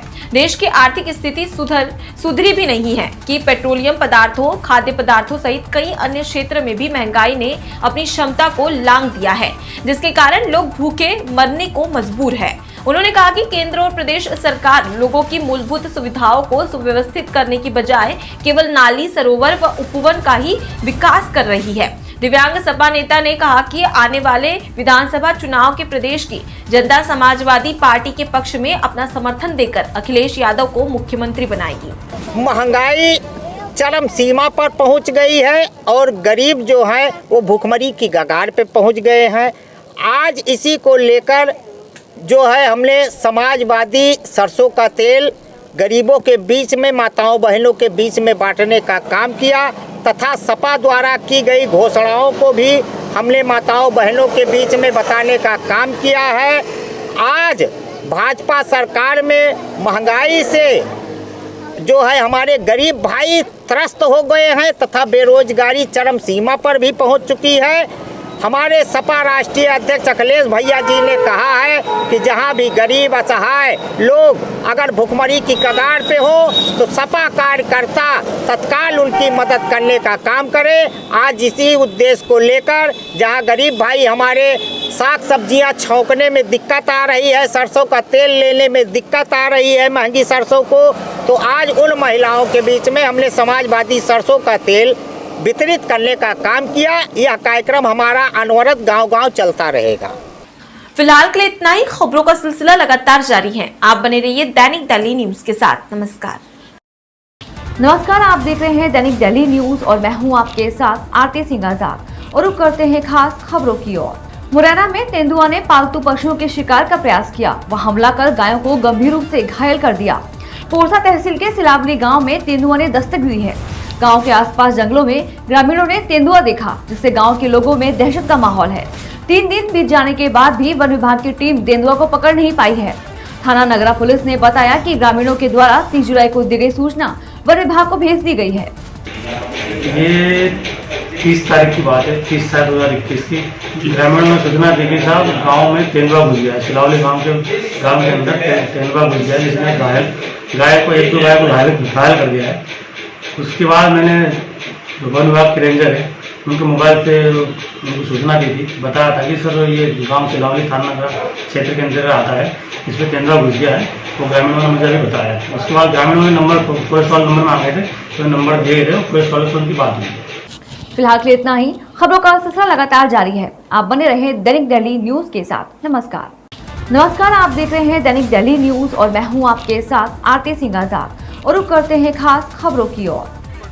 पंचायत एवं ग्रामीण विकास विभाग संयुक्त मोर्चा अपने 17 संगठन के विभिन्न मांगों को लेकर जनपद पंचायत परिसर में विगत 14 दिन से सरकार के खिलाफ अनिश्चितकालीन हड़ताल पर बैठे हैं। आपको बता दें, जहां पर पंचायत एवं ग्रामीण विकास विभाग संयुक्त मोर्चा के सदस्य प्रहलाद पाटीदार एवं राजेंद्र चौहान ने जानकारी देते हुए बताया कि संयुक्त मोर्चा का हड़ताल का आज 14वां दिन है। शासन द्वारा अब तक हमारी मांगे नहीं मानी गई है, इसीलिए शासन का ध्यान आकर्षित कराने को लेकर आज हमारे द्वारा नारे लिखे हुए काले मटके फोड़े गए 17 संगठन की हमारी अलग अलग मांगे हैं। और बताते चले, जिनको मामा जी अपनी बहन और भांजी बोलते हैं, स्व सहायता की महिलाएं ज्यादा परेशान हो रही हैं और समस्त योजनाएं ठप पड़ी हुई हैं।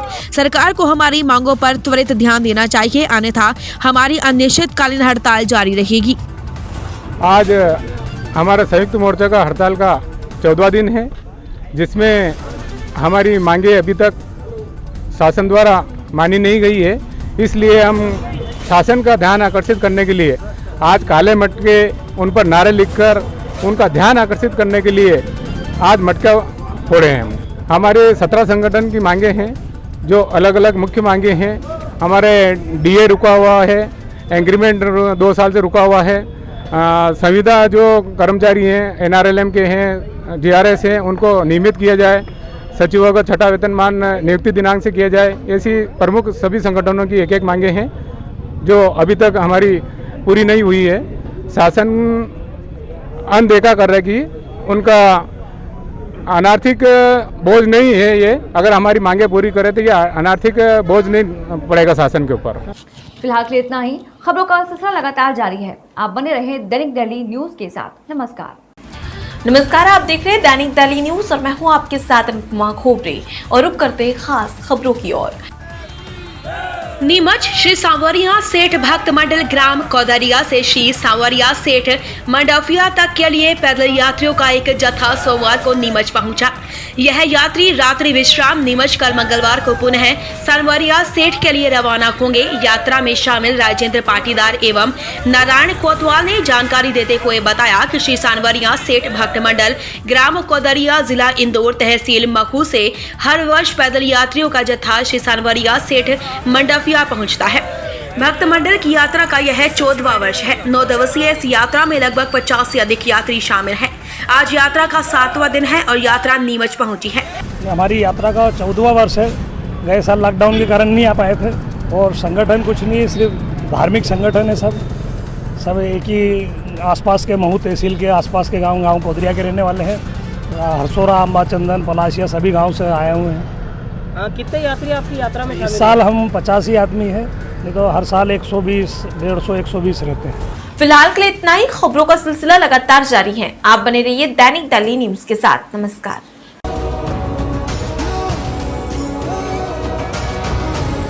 Satyabhama institute of science and technology, Chennai. ये उत्तर प्रदेश के काशी विश्वनाथ मंदिर की तस्वीरें। यहाँ सावन के दूसरे सोमवार में भक्तों की भीड़ तो दिख रही है, लेकिन न सोशल डिस्टेंसिंग का ध्यान रखा गया है और न ही किसी के चेहरे पर मास्क है। कोरोना वायरस की दूसरी लहर के बीच सावन मनाया जा रहा है। सावन महीने का आज दूसरा सोमवार है। देश भर के शिव मंदिरों में भक्त दर्शन के लिए पहुंच रहे हैं। इस दौरान कई जगह पर कोरोना नियमों के उल्लंघन की तस्वीरें भी सामने आ रही हैं। सावन के दूसरे सोमवार को दिन बड़ी संख्या में लोग वाराणसी के काशी विश्वनाथ मंदिर में पूजा करने के लिए पहुंचे। इस दौरान श्रद्धालुओं ने गंगा नदी में डुबकी भी लगाई। तस्वीरों में साफ देखा जा सकता है कि घाटों पर भारी भीड़ मौजूद है। कोरोना की तीसरी लहर की आशंका को लेकर कई एक्सपर्ट्स ने सलाह दी है कि भीड़ वाली जगह में ना जाएं। अगर बाहर जाते हैं तो मास्क हमेशा लगा कर रखें और बार बार यही चेतावनी दी जा रही है कि लापरवाही और भीड़ भाड़ से कोरोना संक्रमण में भारी उछाल आ सकता है। बता दें कि आज देश में 40,134 नए मामले कोरोना के सामने आए हैं और 422 लोगों की मौत हुई है। फिलहाल के लिए इतना ही। खबरों का सिलसिला लगातार जारी है। आप बने रहे दैनिक दिल्ली न्यूज के साथ। नमस्कार। डेंगू से बचाव और जन जागरूकता के उद्देश्य से स्वास्थ्य विभाग ने डेंगू रथ को हरी झंडी दिखाकर रवाना किया। गुरुवार को जिला चिकित्सालय परिसर में मुख्य चिकित्सा अधिकारी डॉक्टर महेश मालवीय की उपस्थिति में मलेरिया अधिकारी डॉक्टर SS बघेल ने रथ को हरी झंडी दी, जिसके बाद डेंगू रथ जिले के भ्रमण पर निकला। ये रथ नीमच जिले के तीनों ब्लॉक में जाएगा और जनता को डेंगू बीमारी के लक्षण और बचाव के बारे में जानकारी देगा। मीडिया से चर्चा में डॉक्टर SS बघेल ने बताया, जुलाई का महीना स्वास्थ्य विभाग एंटी डेंगू माह के रूप में मनाएगा, जिसके लिए आज डेंगू रथ रवाना हुआ है। ये रथ जहां डेंगू के ज्यादातर केस मिलते हैं वहां पहुंच डेंगू के बारे में प्रचार प्रसार करेगा। साथ ही जो कोई मरीज डेंगू संदिग्ध होगा उसके सैंपल लिए जाएंगे और डेंगू की पुष्टि होने पर उसका इलाज किया जाएगा।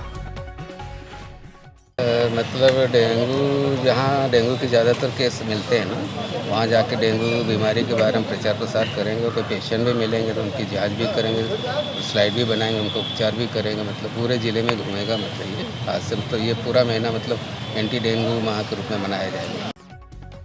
आप देख रहे हैं दैनिक दिल्ली न्यूज। श्योपुर जिला मुख्यालय पर करीब 15 दिनों से आशा ऊषा सहयोगिनी कार्यकर्ता अपनी मांगों को लेकर जिला मुख्यालय पर लगातार धरना प्रदर्शन कर रही हैं, लेकिन अभी तक जिला प्रशासन ने कोई खैर खबर नहीं ली, जबकि आशा कार्यकर्ता लगातार धरने पर बैठी हुई हैं। अपनी मांगों को लेकर धरना प्रदर्शन किया जा रहा है। इस प्रदर्शन में मुख्य मांग उनका वेतन मांग को लेकर है, जिसमें आशाओं का वेतन 18,000, सहयोगिनी बहनों के वेतन मान 24,000 होना चाहिए। वहीं आशा ऊषा कार्यकर्ताओं और सहयोगिनियों का कहना है, ये हमारे हक की लड़ाई है, हम इस लड़ाई को लड़ेंगे। वहीं आशा कार्यकर्ताओं का कहना है, 2,000 रुपये में अधिकारी अपना घर चलाकर दिखाए, कैसे चलता है तो हमारा घर कैसे चलेगा। और हमारा जो आंदोलन है वो मानदेय और नियमितीकरण को लेकर है। वहीं आशा उषा कार्यकर्ताओं ने कहा कि जो आता है वो हमसे कार्य को करने की कहता है, पर कोई ये नहीं कहता कि हमारा वेतन बढ़ना चाहिए। वहीं कार्यकर्ताओं ने कहा, जब तक हमारी मांगे पूरी नहीं होगी हमारा आंदोलन जारी रहेगा। हम ये मानदेय को लेकर और नियमितीकरण को लेकर कर रहे हैं। और सर हम 15 तारीख से बैठे हुए हैं यहाँ पे, और 15 तारीख से बैठे कोई किसी ने भी आके हमारा हाल चाल नहीं पूछे, आप क्यों बैठी हो, क्या कारण है। हम तो सर चाहते हैं, हम जो ये आशा बहनें हैं गांव की, तो ये काम कर करके परेशान होती है। ये जब से ये 2007 से कर रही है सर, तो ये दिन रात अपने बच्चों को लेके सारे काम कर रही है शासन का। तब भी हम हमारे को शासन तनख्वाह के नाम पे 2,000 का इंसेंटिव देती है, जो और इंसेंटिव देती है सर, वो जैसे मान लो डिलीवरी का 3000 देती तो आशा अस्पताल तक आती है, 2 दिन तक यहाँ पड़ी रहती तो कोई 300 रुपये देती तो एहसान करती कि 100-150 रुपये तो आशा की इसमें खर्च हो जाते हैं, और कहती है हम ये देते हैं वो देते हैं, सर हमें कुछ भी नहीं देती। ऐसी महामारी कोरोना में चल रही थी, जिस टाइम 2 गज की दूरी चाहिए थी, सब अपने परिवार को बचाना चाहते थे अपने को, उस टाइम आशा मलेरिया की स्लाइड उस उंगली पकड़ के उनके क्या आशा के बच्चे नहीं है क्या, उसका स्वास्थ्य नहीं है, तो सरकार को ये नहीं चाहिए कि क्या उसके लिए वो 5-10 हज़ार की राशि करे, ये क्या ज़्यादा लग रही है सरकार को? और काम के नाम में जो आते हैं जो एजेंडा गाड़ देते हैं हमारी तरफ, मलेरिया का सर्वे करो, टीबी का सर्वे करो, कुष्ठ का सर्वे करो, दूसरे विभाग से आते पहले आशा को देखेंगे, क्यों देखते हैं सर? आशा को भी वही चाहिए जैसे आंगनबाड़ी काम करिए, आंगनबाड़ी को 10,000 मिल रहे हैं तो आशा आंगनबाड़ी से 3 गुना काम ज़्यादा करिए, तो उसको भी 10,000 चाहिए। और जो आशा सहयोगी गाँव उसको 15 से 20 गाँव दिए जाते हैं तो उसको 8,000 देते हैं, 3,000 उसका इसमें खर्च होता है, क्या 5,000 में वो अपना परिवार चला पाएगी? अगर हमारे द्वारा किसी भी प्रकार की सरकार को क्षति होगी उसकी जिम्मेदारी सरकार की होगी। श्योपुर से RK अंकुदिया की रिपोर्ट। जी, हमारे साथ ही हमारी आशा बहनें, उषा बहनें, सहयोगी बहनें बैठी है। 15 तारीख से हमारा धरना प्रदर्शन चालू है।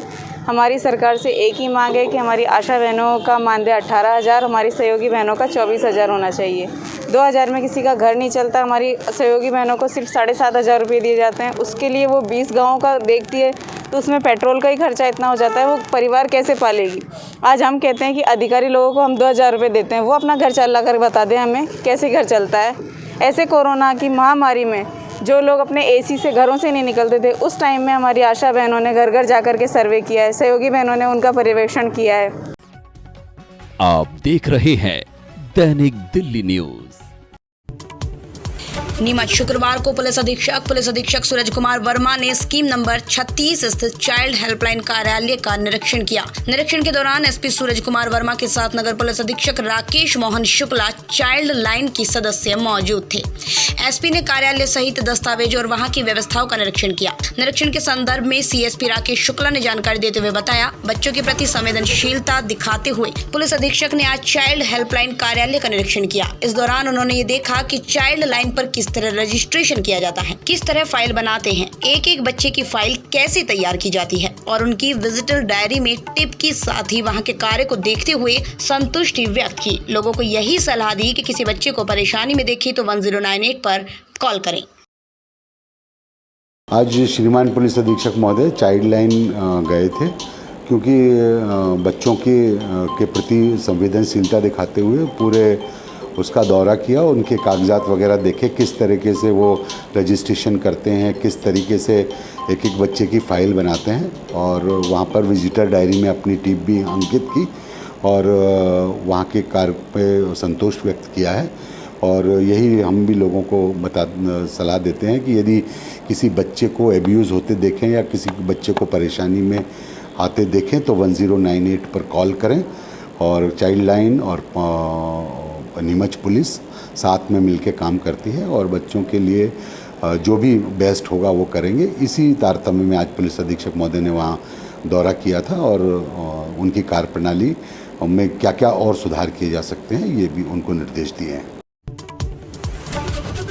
गाय को पीट कर हत्या करने के मामले में शुक्रवार को पीड़ित व गुर्जर समाज द्वारा दोषियों को सजा दिलाने की मांग को लेकर CSP को ज्ञापन सौंपा गया, जिसमें बताया गया कि 30 जून की रात दयाल पिता सूरज जी गुर्जर निवासी इंगोरिया फिल्टर प्लांट के पीछे गुजर बस्ती की गाय वार्ड क्रमांक 17 स्थित माली मोहल्ले में राजू माली के खेत में घुस गई थी, जिस पर राजू माली एवं उनके पुत्रों अशोक व कालू द्वारा गाय को बांधकर लटका और पत्थरों से मारा गया, जिससे गाय की मौत हो गई। इसकी जानकारी दयाल को मृत पशु वाहन चालक द्वारा दी गई। घटना में ये भी पता चला कि गुरुवार को मृत गाय को चिताखेड़ा स्थित चमड़ा कारखाने में नत्थीकरण के लिए भी ले जाया गया था। पीड़ित पक्ष व गुर्जर समाज ने ज्ञापन में मांग की है कि गौ हत्या करने वाले दोषियों के खिलाफ प्रकरण पंजीबद्ध कर सख्त से सख्त कार्रवाई की जाए। नीमच से महेंद्र उपाध्याय की रिपोर्ट। ये गौ हत्या के मामले को लेकर जो एक घृणित अपराध किया गया और सबसे बड़ी शर्मनाक बात यह है कि वो लोग हिंदू होते हुए, ठीक है गाय माता है, कहीं कुछ इधर उधर नुकसान भी कर दे, घुस जाए तो उसको बांध देते या गाय के मालिक से बात कर लेते, जो भी उनकी नुकसानी मांग लेते या ऐसा कुछ होता, परंतु रस्सा लेकर उस गाय को बांध कर जिस तरीके से पत्थरों से लट्ठ से मार पीट करके मारा और मरी गाय को ट्रैक्टर से बाहर घसीट के और फिकवाया गया, ऐसे लोगों के खिलाफ तो सख्त से सख्त कार्रवाई होना चाहिए। ये इंगोरिया जो वाटर प्लांट है उसके पीछे गुर्जर बस्ती है, उन्होंने शिकायत करने 8-10 लोग आए थे मेरे पास और उन्होंने ये बताया है कि उनकी गाय जो है कि राजू माली के खेत पे चली गई थी, तो वहाँ पर उसने पीट के उसको मार डाला है। ये 30 तारीख की घटना बता रहा है और ये बताया है कि कल नगर पालिका के शवदाह से उसको शव जहाँ पर इसका डिस्पोजल होता है वहाँ पहुँचा दिया गया है। तो इन्होंने कुछ उसमें 1-2 फैक्ट बताए हैं, अभी मैंने ये व्हाट्सएप कर दिया है और तेज सिंह सिसोदिया की टीम बना दी है, वो वहाँ पे इंगोरिया पहुँचने वाले हैं और इंगोरिया पहुँच के इस मामले की, चूँकि ये एक संवेदनशील मामला है, इसकी अच्छे से जांच कराई जाएगी और यदि कोई दोषी व्यक्ति पाया गया तो उसको निश्चित रूप से कानून की धाराओं में उसको न्यायालय में प्रस्तुत किया जाएगा। आप देख रहे हैं दैनिक दिल्ली न्यूज। श्योपुर जिला मुख्यालय पर करीब 15 दिनों से आशा ऊषा सहयोगिनी कार्यकर्ता अपनी मांगों को लेकर जिला मुख्यालय पर लगातार धरना प्रदर्शन कर रही हैं, लेकिन अभी तक जिला प्रशासन ने कोई खैर खबर नहीं ली, जबकि आशा कार्यकर्ता लगातार धरने पर बैठी हुई हैं। अपनी मांगों को लेकर धरना प्रदर्शन किया जा रहा है। इसी प्रदर्शन में मुख्य मांग उनका वेतन मांग को लेकर है, जिसमें आशाओं का वेतन 18,000, सहयोगिनी बहनों के वेतन मान 24,000 होना चाहिए। वहीं आशा ऊषा कार्यकर्ताओं और सहयोगिनियों का कहना है ये हमारे हक की लड़ाई है, हम इस लड़ाई को लड़ेंगे। वहीं आशा कार्यकर्ताओं का कहना है 2,000 रुपये में अधिकारी अपना घर चलाकर दिखाए, कैसे चलता है तो हमारा घर कैसे चलेगा, और हमारा जो आंदोलन है वो मानदेय और नियमितीकरण को लेकर है। वहीं आशा ऊषा कार्यकर्ताओं ने कहा कि जो आता है वो हमसे कार्य को करने की कहता है, पर कोई ये नहीं कहता कि हमारा वेतन बढ़ना चाहिए। वहीं कार्यकर्ताओं ने कहा जब तक हमारी मांगे पूरी नहीं होगी हमारा आंदोलन जारी रहेगा। हम ये मानदेय को लेकर और नियमितीकरण को लेके कर रहे हैं और सर हम 15 तारीख से बैठे हुए हैं यहाँ पे, और 15 तारीख से बैठे कोई किसी ने भी आके हमारा हाल चाल नहीं पूछे, आप क्यों बैठी हो, क्या कारण है। हम तो सर चाहते हैं, हम जो ये आशा बहनें हैं गांव की, तो ये काम कर करके परेशान होती है। ये जब से ये 2007 से कर रही है सर, तो ये दिन रात अपने बच्चों को लेके सारे काम कर रही है शासन का, तब भी हमारे को शासन तनख्वाह के नाम पर 2,000 का इंसेंटिव देती है, जो और इंसेंटिव देती है सर, वो जैसे मान लो डिलीवरी के 3,000 देती तो आशा अस्पताल तक आती है, 2 दिन तक यहाँ पड़ी रहती तो कोई सर 300 रुपये देती तो एहसान करती कि 100-150 रुपये तो आशा की इसमें खर्च हो जाते हैं, और कहती है हम ये देते हैं वो देते हैं, सर हमें कुछ भी नहीं देती। ऐसी महामारी कोरोना में चल रही थी, जिस टाइम 2 गज की दूरी चाहिए थी, सब अपने परिवार को बचाना चाहते थे अपने को, उस टाइम आशा मलेरिया की स्लाइड उस उंगली पकड़ के उनके क्या आशा के बच्चे नहीं है क्या, उसका स्वास्थ्य नहीं है, तो सरकार को ये नहीं चाहिए कि क्या उसके लिए वो 5-10 हज़ार की राशि करे, ये क्या ज़्यादा लग रही है सरकार को। और काम के नाम में जो आते हैं जो एजेंडा गाड़ देते हैं हमारी तरफ, मलेरिया का सर्वे करो, टीबी का सर्वे करो, कुष्ठ का सर्वे करो, दूसरे विभाग से आता है, आते पहले आशा को देखेंगे, क्यों देखते हैं सर। आशा को भी वही चाहिए जैसे आंगनबाड़ी काम करिए, आंगनबाड़ी को 10,000 मिल रहे हैं तो आशा आंगनबाड़ी से 3 गुना काम ज़्यादा करिए तो उसको भी 10,000 चाहिए, और जो आशा सहयोगी गाँव उसको 15 से 20 गाँव दिए जाते हैं तो उसको 8,000 देते हैं, 3,000 उसका इसमें खर्च था, क्या 5,000 में वो अपना परिवार चला पाएगी। अगर हमारे द्वारा किसी भी प्रकार की सरकार को क्षति होगी उसकी जिम्मेदारी सरकार की होगी। श्योपुर से RK अंकुदिया की रिपोर्ट। जी हमारे साथ ही हमारी आशा बहनें, उषा बहनें, सहयोगी बहनें बैठी है। 15 तारीख से हमारा धरना प्रदर्शन चालू है। हमारी सरकार से एक ही मांग है कि हमारी आशा बहनों का मानदेय 18,000, हमारी सहयोगी बहनों का 24,000 होना चाहिए। 2,000 में किसी का घर नहीं चलता। हमारी सहयोगी बहनों को सिर्फ 7,500 रुपये दिए जाते हैं, उसके लिए वो 20 गाँव का देखती है तो उसमें पेट्रोल का ही खर्चा इतना हो जाता है, वो परिवार कैसे पालेगी। आज हम कहते हैं कि अधिकारी लोगों को हम 2,000 रुपये देते हैं, वो अपना घर चला कर बता दें हमें कैसे घर चलता है।